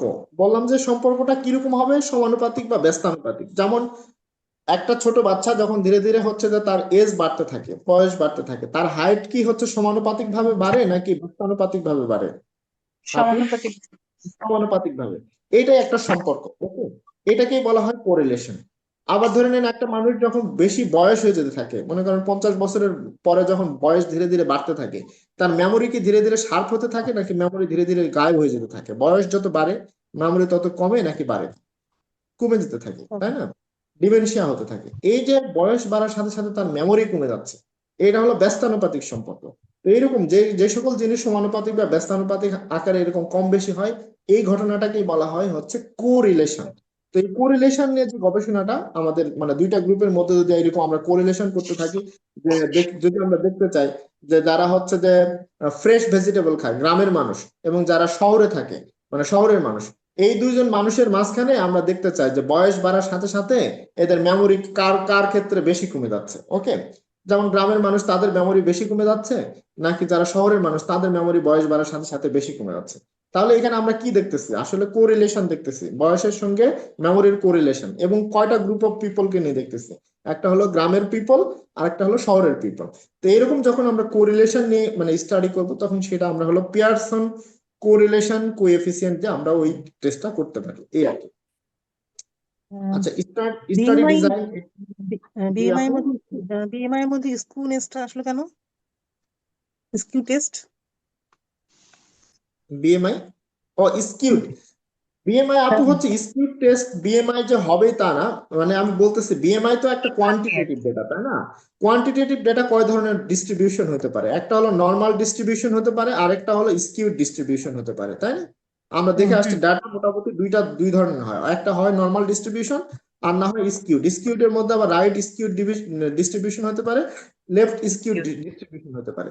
তো সেটা যাই হোক না কেন, যদি কোয়ান্টিটেটিভ ডেটা নর্মাল ডিস্ট্রিবিউশন হয় তাহলে আমরা প্যারামেট্রিকে চলে যাব, আর কোয়ান্টিটেটিভ ডেটা যদি স্কিউড ডিস্ট্রিবিউশন হয় তাহলে নন প্যারামেট্রিকে চলে যাব। এই জন্য বলছেন সবসময় যে বিএমআই আপনার স্কিউড হবেই তা না, যদি হয় আর কি, সেটা বলতেছে। যদি আপনার কোশ্চেনে উল্লেখ করা থাকে যে বিএমআইটা হলো স্কিউড ডিস্ট্রিবিউশন আছে, তাহলে আপনি কি প্যারামেট্রিক করবেন নাকি নন প্যারামেট্রিক করবেন? নন বিষয়টা কি প্যারামেট্রিক। clear? জি, জি আচ্ছা। ভাইয়া। এখন চলে আসেন হাইপোথিসিস টেস্টিং। হাইপোথিসিস টেস্টিং এর ক্ষেত্রে দেখেন, এখন আমরা চলে আসি পি ভ্যালু। বলেন দেখি পি ভ্যালু হচ্ছে যে কত হইলে significant? less than P value কত? 0.5 মানে 0.05, কারণ এর 0.05 পর্যন্ত হলে হচ্ছে যে মানে সিগনিফিক্যান্ট। এর নিচে আর কি যে কোনো ভ্যালু হলে সিগনিফিক্যান্ট, কিন্তু এর বেশি হলে সেটা নন সিগনিফিক্যান্ট। মানে এই ভ্যালুটা আপনাকে মুখস্থ রাখতে হবে। স্যাম্পল সাইজ 30 এর কম যদি হয় তাহলে আপনি কোন টেস্ট করবেন? এখান থেকে বলেন দেখি। জেড টেস্ট, পেয়ার টি টেস্ট, আনপেয়ার টি টেস্ট, অ্যানোভা টেস্ট, কাই স্কোয়ার টেস্ট, বলেন। Paired টি টেস্ট। T-test. টি টেস্ট, সেটা হলো পেয়ার্ড হোক আর আনপেয়ার্ড হোক। Very good, excellent. এই যে দেখেন, তাহলে আপনারা এবারে কিন্তু কোশ্চেন আপনাদের কাছে ইজি লাগতেছে, তাই না? কারণ জেড টেস্ট করবেন, কারণ এখানে স্যাম্পল সাইজ 30 এর বেশি হবে। অথবা এখানে গ্রুপ অফ পিপলের কথা লেখা নেই, কোশ্চেনটা একটু ইনকমপ্লিট, কারণ আসলে এফসিপিএস এর সব কোশ্চেন তো কালেক্ট করা যায় না। যাই হোক, হয়তো বা মানে সুন্দরভাবে লেখা নাই, কিন্তু ধারণাটা এরকম। Most important test to compare between two means of two group, মানে হচ্ছে দুইটা গ্রুপ অফ পিপলের দুইটা মিনকে কম্পেয়ার করার জন্য সবচেয়ে ভালো টেস্ট কোনটা মোস্ট কমনলি ইউজ করা হয়? ANOVA student T test. দুই গ্রুপ আছে, দুই গ্রুপের পিপল। অ্যানোভা তো সি গ্রুপের। Student T-test. হ্যাঁ অ্যানোভা হলো মোর দেন টু গ্রুপস, তাই না? অ্যানোভা হলো মোর দেন টু গ্রুপস। তাহলে স্টুডেন্ট টি টেস্ট হচ্ছে যে সবচেয়ে কমনলি ইউজ করা হয় স্টুডেন্ট টি টেস্ট। আর বাকি যেগুলো নাম আছে ফ্রিডম্যান, এই ম্যান হুইটনি, এগুলো তো নন প্যারামেট্রিক। তো আপনার ডেটা কি নন প্যারামেট্রিক যে হবে তা তো না, ম্যাক্সিমাম তো প্যারামেট্রিক টেস্টের মধ্যেই যায়। তাহলে জেড টেস্টের ক্ষেত্রে আমাদের জেড টেস্টও করা যেতে পারে, কিন্তু এটা মোস্ট কমনলি না। মোস্ট কমনলি হলো সবচেয়ে বেশি ইউজ করা হয় টি টেস্ট। আচ্ছা, টি টেস্টের জন্য কি কি ক্রাইটেরিয়া বলছে? যে ডেটা নরমাল ডিস্ট্রিবিউশন হতে হবে। Is it true or false? বলেন দেখি। True. True. True, very good. Qualitative data হতে হবে। এটা কি ডাহা সত্য কথা False. নাকি ডাহা Quantitative. ডাহা সত্য কথা? More than 3 sample, is it true or false? False. False.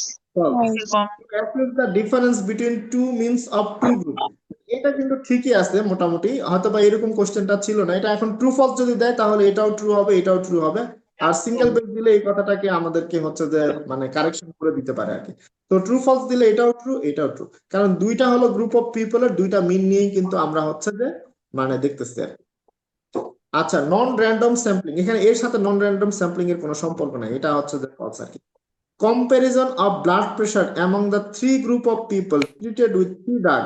তাহলে এটা কি হবে বলেন দেখি? তিনটা গ্রুপের পিপল আছে এবং তিনটা ডিফারেন্ট ডিফারেন্ট ড্রাগ নিয়ে আমরা হচ্ছে যে কাজ করতেছি। Blood ANOVA pressure test. Two এ হবে না এটা? অ্যাটলিস্ট আপনারা One. চিন্তা করেন আপু, ব্লাড প্রেশার কি কোয়ালিটেটিভ ডেটা নাকি কোয়ান্টিটেটিভ ডেটা? এর আগে চিন্তা করেন। Quantitative. Blood pressure quantitative. Quantity. তাহলে কি আপনার এই যে মানে প্যারামেট্রিকের দিকে মানে ভালো যাচ্ছে নাকি নন প্যারামেট্রিকের দিকে যাচ্ছে সেটা আগে চিন্তা করেন। Parameter. প্যারামেট্রিক। প্যারামেট্রিক, কারণ কোয়ান্টিটেটিভ ডেটা যদি নরমাল ডিস্ট্রিবিউশন থাকে প্যারামেট্রিক। এখানে তো ডিস্ট্রিবিউশনের কথা যেহেতু লাগে না, তার মানে ধরে নেন প্যারামেট্রিক। তাহলে প্যারামেট্রিক হলে এই যে এখানে নন প্যারামেট্রিক এর যে নামগুলো আছে এগুলোকে আপনি হচ্ছে যে ট্রু দিবেন নাকি ফলস দিবেন বলেন তো? False. ফলস। ফলস। তাহলে ওই তিনজন আগেই শেষ, স্পট ডেড, ওই তিনটা আগেই বাদ। তাহলে আমার হাতে এখন থাকলো কোন দুইটা তা বলেন দেখি? ওয়ান ওয়ে অ্যানোভা আর হচ্ছে টু ওয়ে অ্যানোভা, তাই তো? Two way ANOVA. এখন বিষয়টা হচ্ছে এখানে বলছে তিনটা গ্রুপ অফ পিপলের তিনটা ড্রাগ, কিন্তু তিনটা ড্রাগ এখানে ভ্যারিয়েবল কিন্তু একটাই। ভ্যারিয়েবল কয়টা বলেন দেখি? এখানে ভ্যারিয়েবল কয়টা? ব্লাড একটা ব্লাড প্রেশার প্রেশার। একটাই। তাহলে যদি একটা ভ্যারিয়েবল হয় তাহলে আপনি ওয়ান ওয়ে করবেন নাকি টু ওয়ে করবেন বলেন দেখি? One one way. ওয়ে করব। ওয়ান ওয়ে করব। তাহলে আনসার কি এবারে ইজি লাগতেছে আপুরা? এবারে কি বুঝতে হ্যাঁ। পারতেছেন যে কিভাবে আনসার বের করবেন? খুবই ইজি। বায়োস্ট্যাট মানে খুব বেশি কঠিন না, জাস্ট শুধু সিস্টেমেটিক্যালি একটু পড়াশোনা করবেন, তাহলে দেখবেন যে আপনার কাছে বায়োস্ট্যাট খুবই মজা লাগবে। এবং এই জিনিসটা কনসেপ্ট ক্লিয়ার থাকলে এরপরে আপনারা যখন পোস্ট গ্রাজুয়েশনে ঢুকবেন, রিসার্চ থিসিস, তখন গিয়ে এই জিনিসগুলো আরো মজা লাগবে আর কি।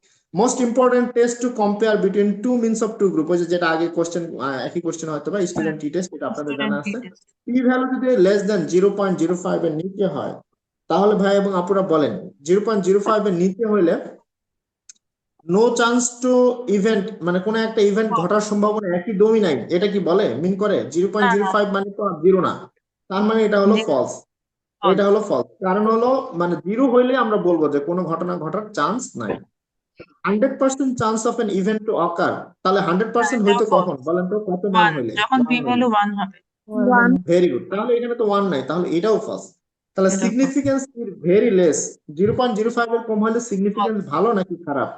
ভালো। ভালো ভালো। ভালো, কারণ 0.05 এর কম হলে নাল হাইপোথিসিস এর কপাল খারাপ, তার মানে অল্টারনেট হাইপোথিসিস জিতে যাবে এবং সিগনিফিকেন্ট। ওকে। প্রবাবিলিটি হচ্ছে যে লেস দেন 5, কথা তো সত্য। প্রবাবিলিটি হচ্ছে যে লেস দেন 5 এবং সিগনিফিকেন্স হাই, এটাও কিন্তু ট্রু হবে, নিচেরটাও ট্রু হবে। এটা ট্রু ফলস যদি দেই তাহলে প্রথম তিনটা হলো ফলস আর নিচের দুইটা হলো ট্রু। এটা একটু ভুল আছে আনসারটা, আপনি একটু কারেকশন করে নিন। এটা হলো দুইটাই ট্রু হবে, এই দুইটাই ট্রু হবে। আচ্ছা, কাই স্কোয়ার টেস্ট সম্পর্কে বলছে, কাই স্কোয়ার টেস্ট। তাহলে এখন বলেন এটার জন্য কোয়ালিটেটিভ ডেটা লাগবে নাকি কোয়ান্টিটেটিভ ডেটা লাগবে? কোয়ালিটেটিভ। Qualitative data. Qualitative. তাহলে ট্রু নাকি ফলস এটা আগে বলেন। True. ট্রু। আচ্ছা, কোয়ান্টিটেটিভ ডেটা এটা কি দিবেন? ফলস নাকি ট্রু দিবেন? False. False. False. Normal distribution হওয়া লাগবে। ভাই আমি কি প্যারামেট্রিক false. নন প্যারামেট্রিক এর ক্ষেত্রে নরমাল ডিস্ট্রিবিউশন কোনো শর্ত আছে? নাই। False. তাহলে এটা ফলস। তাহলে এটাও ফলস, এটাও ফলস গেল। র্যান্ডম স্যাম্পলিং, র্যান্ডম স্যাম্পলিং মানে এটার সাথে কোনো সম্পর্ক নাই, আপনি ট্রু দিলে দিতে পারেন, জানি না, আমি এর সাথে কোনো সম্পর্ক আমার জানা নেই। নন প্যারামেট্রিক টেস্ট, এটা কি ট্রু নাকি ফলস? কাই স্কোয়ার True. ট্রু। আচ্ছা, তাহলে হয়ে গেল। স্টুডেন্ট টি টেস্ট সম্পর্কে আসেন। স্টুডেন্ট টি টেস্ট পেয়ার্ডও হতে পারে, আনপেয়ার্ডও হতে পারে। কথাটা সত্য নাকি মিথ্যা? True. সত্য। লেস দেন 3% ডেটা, মানে এটা false. ডেটা না, কিন্তু আসলে স্যাম্পল হবে এখানে। Less than 3% Sample. স্যাম্পল আসলে করা যায়। Is it true or false? False. কেন ও আচ্ছা লেস দেন মানে কি এখানে মোর দেন 30 আছে, থ্যাংক ইউ সো মাচ। তাহলে এটা ফলসে হবে, কারণ আমরা হলো 30 এর কম হওয়া উচিত ছিল, এখানে মোর দেন 30 আছে। থ্যাংক ইউ, এটা হলো ফলস হবে। Comparison two sets of the data, দুই সেট হলো ডেটাকে দুই সেট মানুষের ডেটার সাথে কম্পেয়ার করে, is it true or false? True. True. True. কারণ দুইটা গ্রুপ ছিল, কোয়ান্টিটেটিভ ডেটা নিয়ে কাজ কারবার করে, true or false? True. True. আর cannot be done in normal distribution, normal ডিস্ট্রিবিউশনে এটা করা যায় না, False. এটা কি মিথ্যা কথা লিখছেন? নর্মাল ডিস্ট্রিবিউশনে তো করতে হয়। রিসার্চ হাইপোথিসিস, রিসার্চ হাইপোথিসিস কে হচ্ছে যে প্রুফ করতে হয় নাকি হচ্ছে যে টেস্ট করতে হয়? Test. হাইপোথিসিস আমরা প্রুফ করি নাকি টেস্ট করি বলেন দেখি? টেস্ট করি। টেস্ট করি। Okay, must need any research, research hypothesis, যে কোনো রিসার্চ করতে গেলে অবশ্যই হাইপোথিসিস থাকতেই হবে। এটা একটা কথা আপনাদেরকে শেয়ার করে নেই, সেটা যে কোনো রিসার্চের ক্ষেত্রে হাইপোথিসিস থাকতেই হবে, দিস ইজ নট ম্যান্ডেটরি। ওকে, থাকতেও পারে নাও থাকতে পারে, থাকতে হবে না না। টেস্টেড মেথড নাকি টেস্টেবল মেথড, কোনটা ভালো হবে? মেথড। Testable. টেস্টেবল, যদি টেস্টেডই হয়ে যায় ভাই, একটা জিনিস প্রুভড, অলরেডি টেস্ট করে প্রুভড হয়ে আছে, তার মানে এটা নিয়ে তো আর আপনার মাথা ব্যথা করার কোনো চিন্তা নাই, এটা তো অলরেডি প্রুভড। তাহলে যেটা টেস্টেবল সেটা হচ্ছে হাইপোথিসিস, টেস্টেড না।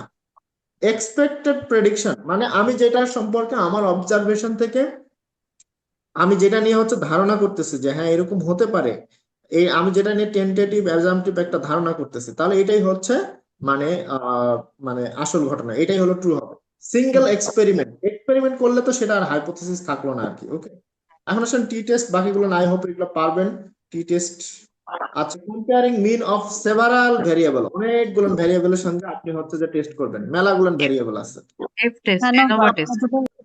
আমরা ওই যে অ্যানোভা পড়ছিলাম, অ্যানোভার মধ্যে দেখছিলাম যে অ্যানোভা দুই ধরনের হতে পারে, একটা সিঙ্গেল ওয়ান ওয়ে অ্যানোভা যেখানে একটা ভেরিয়েবল থাকে, আর একটা হলো আর টু টু ওয়ে দুটো অ্যানোভা ভেরিয়েবল, টু মোর ওয়ে। দেন ওয়ান ভেরিয়েবল থাকে। তাহলে অ্যানোভা টেস্টের আরেক নাম কি ছিল কেউ বলতে পারবেন ভাই এবং আপনারা? Test. F test. তাহলে দেখেন এখানে কোশ্চেন কিন্তু ধরা খেয়ে গেছে, এটা হলো এফ টেস্ট হবে। ওকে, তাহলে comparison means of several variable, তার মানে হলো টু ওয়ে অ্যানোভা করতে হবে। তো অ্যানোভার আরেক নামই কিন্তু হলো এফ টেস্ট। ওকে, সো এখানে আনসার হচ্ছে এফ টেস্ট হবে। আচ্ছা, ইন কেস অফ কোয়ালিটেটিভ ডেটার ক্ষেত্রে আপনি অ্যানোভা করবেন, কথা সত্য নাকি মিথ্যা? মিথ্যা. কারণ হচ্ছে আমরা কোয়ালিটেটিভ ডেটার ক্ষেত্রে নন প্যারামেট্রিক গুলন করব, নন এখানে অ্যানোভা প্যারামেট্রিক। কিন্তু প্যারামেট্রিক নেবে। স্কোয়ার করব, কথা সত্য না ভেজাল আছে? এটা ট্রু, সত্য. সত্য। কোয়ালিটেটিভ ডেটা হচ্ছে আমরা প্যারামেট্রিক করতে পারি। আচ্ছা, এগুলো কোত্থেকে আসলো? আচ্ছা যাই হোক, এগুলো হচ্ছে যে একটু দেখে নেবেন। বক্স প্লট, কোয়ালিটেটিভ ডেটার ক্ষেত্রে আমরা হচ্ছে যে বক্স প্লট কি করব নাকি কোয়ান্টিটেটিভ? আমরা মনে আছে কোয়ালিটেটিভ ডেটা প্রেজেন্ট করার জন্য আমরা যে একটা নেমোনিক বলছিলাম, আপনাদের মনে আছে? Bar, pie, pick, to, map, হ্যাঁ, স্পট, বার মনে পাই আছে? Pick to map. এটা তার কোয়ান্টিটেটিভ। মধ্যে কি এই বক্স প্লট ছিল আপু? বক্স প্লট হ্যাঁ না, হ্যাঁ না, না, আমার মনে হয় ছিল না. না, তার না মানে ছিল এটা না, false। ওটা ছিল কোয়ান্টিটেটিভ এর মধ্যে। হ্যাঁ, এই যে ডট প্লট এটাও ছিল না, তার মানে এটাও ফার্স্ট। দেখছেন কোশ্চেন কত ঘুরাই পেঁচাই দিচ্ছে, কিন্তু আপনার কনসেপ্ট ক্লিয়ার থাকলে যেমনি দেখ ইনশাল্লাহ আপনি পারবেন। লজিস্টিক রিগ্রেশন, তো যেহেতু নন প্যারামেট্রিক টেস্টের মধ্যে কিন্তু অনেকগুলো আছে, সেখানে লজিস্টিক রিগ্রেশন একটা টেস্ট, আপনি এটা ট্রু দিতে পারেন। আচ্ছা, তাহলে বাকিগুলো আপনারা একটু দেখবেন। স্যাম্পল সাইজ 30 এর নিচে হলে আপনি কোন কোন টেস্ট করতে পারবেন? পেয়ার টি টেস্ট, আনপেয়ার টি টেস্ট, বাকিগুলো যেগুলো আছে এগুলো মোটামুটি হচ্ছে যে ফলস দিতে পারেন। ওকে, আচ্ছা, স্ক্রিনিং এগুলো তো আমরা গতদিন দেখিয়ে ফেলেছি, আর আই হোপ আমাদের আর খুব বেশি কিছু নাই, আপনার বাকিগুলো একটু দেখে নেবেন এই আর কি। তো আমি চেষ্টা করেছি যতটুকু পারা যায় বায়োস্ট্যাটিস্টিক্স কে আপনাদের জন্য মানে ইজি করার, আমি জানি না কতটুকু করতে পেরেছি, হ্যাঁ, তবে অনেক easy। হ্যালো, হ্যাঁ হ্যাঁ ভাই, প্লিজ বলেন। প্লাসেবোর সম্পর্কে যে দুই একটা মানে কোশ্চেন আছে, একটু আরেকবার দেখালে ভালো হয়। হ্যাঁ ভাই বলেন, প্লাসিবো সম্পর্কে কি জানতে চাচ্ছেন যদি কাইন্ডলি বলতেন আর কি। মানে বিষয়টা আরেকবার প্লাসিবোটা মানে কি ওই জিনিস? দুই একটা যে কোশ্চেন আছে ওই। জি জি। জি জি। আচ্ছা, প্লাসিবোটা হচ্ছে যে ভাই এটা হলো মানে এমন একটা জিনিস যেটা হলো যে এর মধ্যে কোনো ঔষধ নাও থাকতে পারে, নো মেডিকেশন। ওকে, এটা হলো ফলস ঔষধ বলা হয়, নো মেডিকেশন, এটাই জি সাধারণত কমন প্লাসিবো হিসেবে ইউজ করে। তবে কখনো কখনো ওল্ড কোনো ঔষধ থাকতে পারে, এটাও প্লাসিবো হিসেবে ইউজ করা যেতে পারে। অ্যাজ ফর এক্সাম্পল, যেমন নতুন একটা হচ্ছে যে অ্যান্টি হাইপারটেনসিভ ড্রাগ যদি বলি, যেমন হচ্ছে যে ওলমেসার্টান। ওকে, আপনি দেখতে চাচ্ছেন যে ওলমেসার্টান কেমন হচ্ছে যে ব্লাড প্রেশার কমায়। আসলে এটা ব্লাড প্রেশার কমাবে কিনা, যে ব্যক্তি অলমেসার্টান খায় আর যে ব্যক্তি অলমেসার্টান খায় না, এই দুইজনের মানুষের মধ্যে ব্লাড প্রেশারের কোনো তফাৎ আছে কিনা, তাহলে আপনি কি করবেন? এক গ্রুপের মানুষকে হলো কোনো ওষুধই দিবেন, নো মেডিকেশন। আরেক গ্রুপের মানুষকে আপনি হচ্ছে যে অলমেসার্টান দিবেন, দিয়ে ফলো আপ করে দেখবেন যে অলমেসার্টান খাওয়া লোকজনের প্রেশার কমছে নাকি হচ্ছে কন্ট্রোলে আছে, নাকি যারা অলমেসার্টান খায়নি তাদের মধ্যে হচ্ছে যে প্রেশার কন্ট্রোলে আছে। যদি দেখেন যে অলমেসার্টান যারা খেয়েছে তাদের ব্লাড প্রেশার কন্ট্রোলে আছে, তাহলে আপনি সিদ্ধান্তে আসলেন যে অলমেসার্টান ব্লাড প্রেশারের ক্ষেত্রে কার্যকরী। আর যদি দেখেন যে হচ্ছে যে যারা ঔষধ মানে ঔষধ ছাড়াই, অর্থাৎ যারা প্লাসেবো নিয়েছে আর কি, যাদের মধ্যে কোনো ওষুধ দেওয়া ছিল না, এমনিতে জাস্ট ঔষধের খোসা দেওয়া ছিল বা ময়দা দেওয়া ছিল, তাদেরও যা ব্লাড প্রেশার, অলমেসার্টান খাওয়া লোকদেরও ব্লাড প্রেশার একই রকম দশা, মানে দুইজনেরই আনকন্ট্রোল অবস্থা। তাহলে আপনি কি সিদ্ধান্তে আসলেন? যে অলমেসার্টান ব্লাড প্রেশার কন্ট্রোলের ক্ষেত্রে খুব ভালো কোনো ওষুধ না। না। এখন ধরে নেন প্লাসেবোর মধ্যে আপনার হচ্ছে যে ওল্ড কোনো ড্রাগও থাকতে পারে। ধরে নেন আপনি এর সাথে হচ্ছে যে লোসার্টান যেটা আছে, লোসার্টান, এই লোসার্টানের সাথে হচ্ছে যে আপনি এই অলমেসার্টানের কম্পারিজন করতে পারেন। ওকে, তো সেই ক্ষেত্রে আপনি কি করতে পারেন? এক গ্রুপের পিপলকে লোসার্টান খাওয়াই দিতে পারেন, আরেক গ্রুপের পিপলকে আপনি অলমেসার্টান খাওয়াই দিতে পারেন। দিয়ে আপনি দেখবেন যে অলমেসার্টান খাওয়া মানুষদের ব্লাড প্রেশার ভালো কন্ট্রোল আছে, নাকি যারা এই হচ্ছে যে লোসার্টান বা প্লাসেবো হিসেবে যাদেরকে দিচ্ছেন তাদের হচ্ছে ব্লাড প্রেশার ভালো কন্ট্রোল আছে। এভাবে করে আপনি কম্পেয়ার করতে পারেন। মানে সহজ কথা, প্লাসেবো আমরা নর্মালি আমাদের স্টুডেন্ট লাইফে যেটা পড়ে আসছি, আন্ডারগ্রেড লেভেল মানে এমবিবিএস লাইফে, প্লাসেবো মানে এখানে কোনো ড্রাগ থাকবে না, ফলস ওষুধ। কিন্তু সবসময় আরসিটিতে তা করে না, এখানে অনেক সময় হচ্ছে যে অন্য কোনো ওষুধ থাকতে পারে, এবং সেই অন্য ওষুধ বলতে সাধারণত ওল্ড কোনো ওষুধও থাকতে পারে, এই আর কি। আচ্ছা, তারপরে যদি কনফিউশন থাকে আমাদেরকে করতে পারেন, জানালে আমরা ইনশাল্লাহ পরে আপনাদেরকে গ্রুপে সেগুলোর সাপোর্ট দেওয়ার চেষ্টা করব। তো সো আই হোপ আমি আপনাদেরকে যতদূর পারি ইজি বিএমআই করার যেটা চেষ্টা বললেন, করেছি। এটা কি কোয়ালিটেটিভ ডাটা নাকি কোয়ান্টিটেটিভ ডাটা? বিএমআইটা আচ্ছা আপু, বিএমআই হচ্ছে যে কোয়ান্টিটেটিভ ডেটা আপু, কারণ বিএমআই তো হচ্ছে যে আপনার মানে আপনি যদি মেজার করেন 22, 23, 22.1, 23.1 এরকম আসবে না, তাহলে এটা তো একটা নিউমেরিক্যাল ভ্যালু, এবং সেই নিউমেরিক্যাল ভ্যালুটা কি হচ্ছে আপনার, নিউমেরিক্যাল ভ্যালুটা কিন্তু হচ্ছে যে একটা ফ্র্যাকশনও নেয়, এটা একটা কোয়ান্টিটেটিভ কন্টিনিউয়াস ডেটা। ওকে, আচ্ছা, তো সেটা সবাইকে অনেক অনেক প্যারামেট্রিক আহ, টেস্টের মধ্যে পড়ছে বিএমআইটা। হ্যাঁ, প্যারামেট্রিকের মধ্যেই পড়ার কথা, কিন্তু যদি বিএমআই মানে যদি নর্মাল ডিস্ট্রিবিউশন থাকে, দুইটা শর্ত আপু বলছি, শুধু একটা শর্ত ফুলফিল করলে প্যারামেট্রিকে যাবে না। যদি আপনার কোয়ান্টিটি বিএমআই হলো কোয়ান্টিটেটিভ ডেটা এবং সেটা যদি নর্মাল ডিস্ট্রিবিউশন থাকে তাহলে প্যারামেট্রিকে যাবে।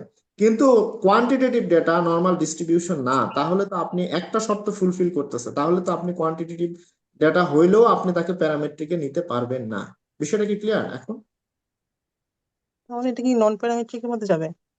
হ্যাঁ আপু, দুইটাই তো আছে, প্যারামেট্রিকে না গেলে তো আর অপশন তো একটাই, non parametric. Okay, so I hope আর কারো কোনো কোশ্চেন যদি না থাকে আমরা আজকের মতো আমাদের ক্লাসটা এখানে শেষ করে দিতে চাই, এবং সবাইকে অনেক অনেক ধন্যবাদ ধৈর্য ধরে আপনাদের এই 3 দিনের বায়োস্টেট জার্নিতে ধৈর্য ধরে থাকার জন্য, এবং সবার জন্য অনেক অনেক দোয়া শুভকামনা, আল্লাহ যাতে আপনাদের মনের আশা পূর্ণ করে এবং সবাইকে এই পোস্ট গ্রাজুয়েশন জার্নিতে সাকসেসফুল করে, এবং সবাই বিশেষজ্ঞ ডাক্তার হয়ে দেশ এবং জাতির সেবায় নিয়োজিত থাকেন। সবার জন্য দোয়া এবং শুভকামনা জানিয়ে আজকের মতো এখানে বিদায় নিচ্ছি। আল্লাহ হাফিজ, আসসালামু আলাইকুম।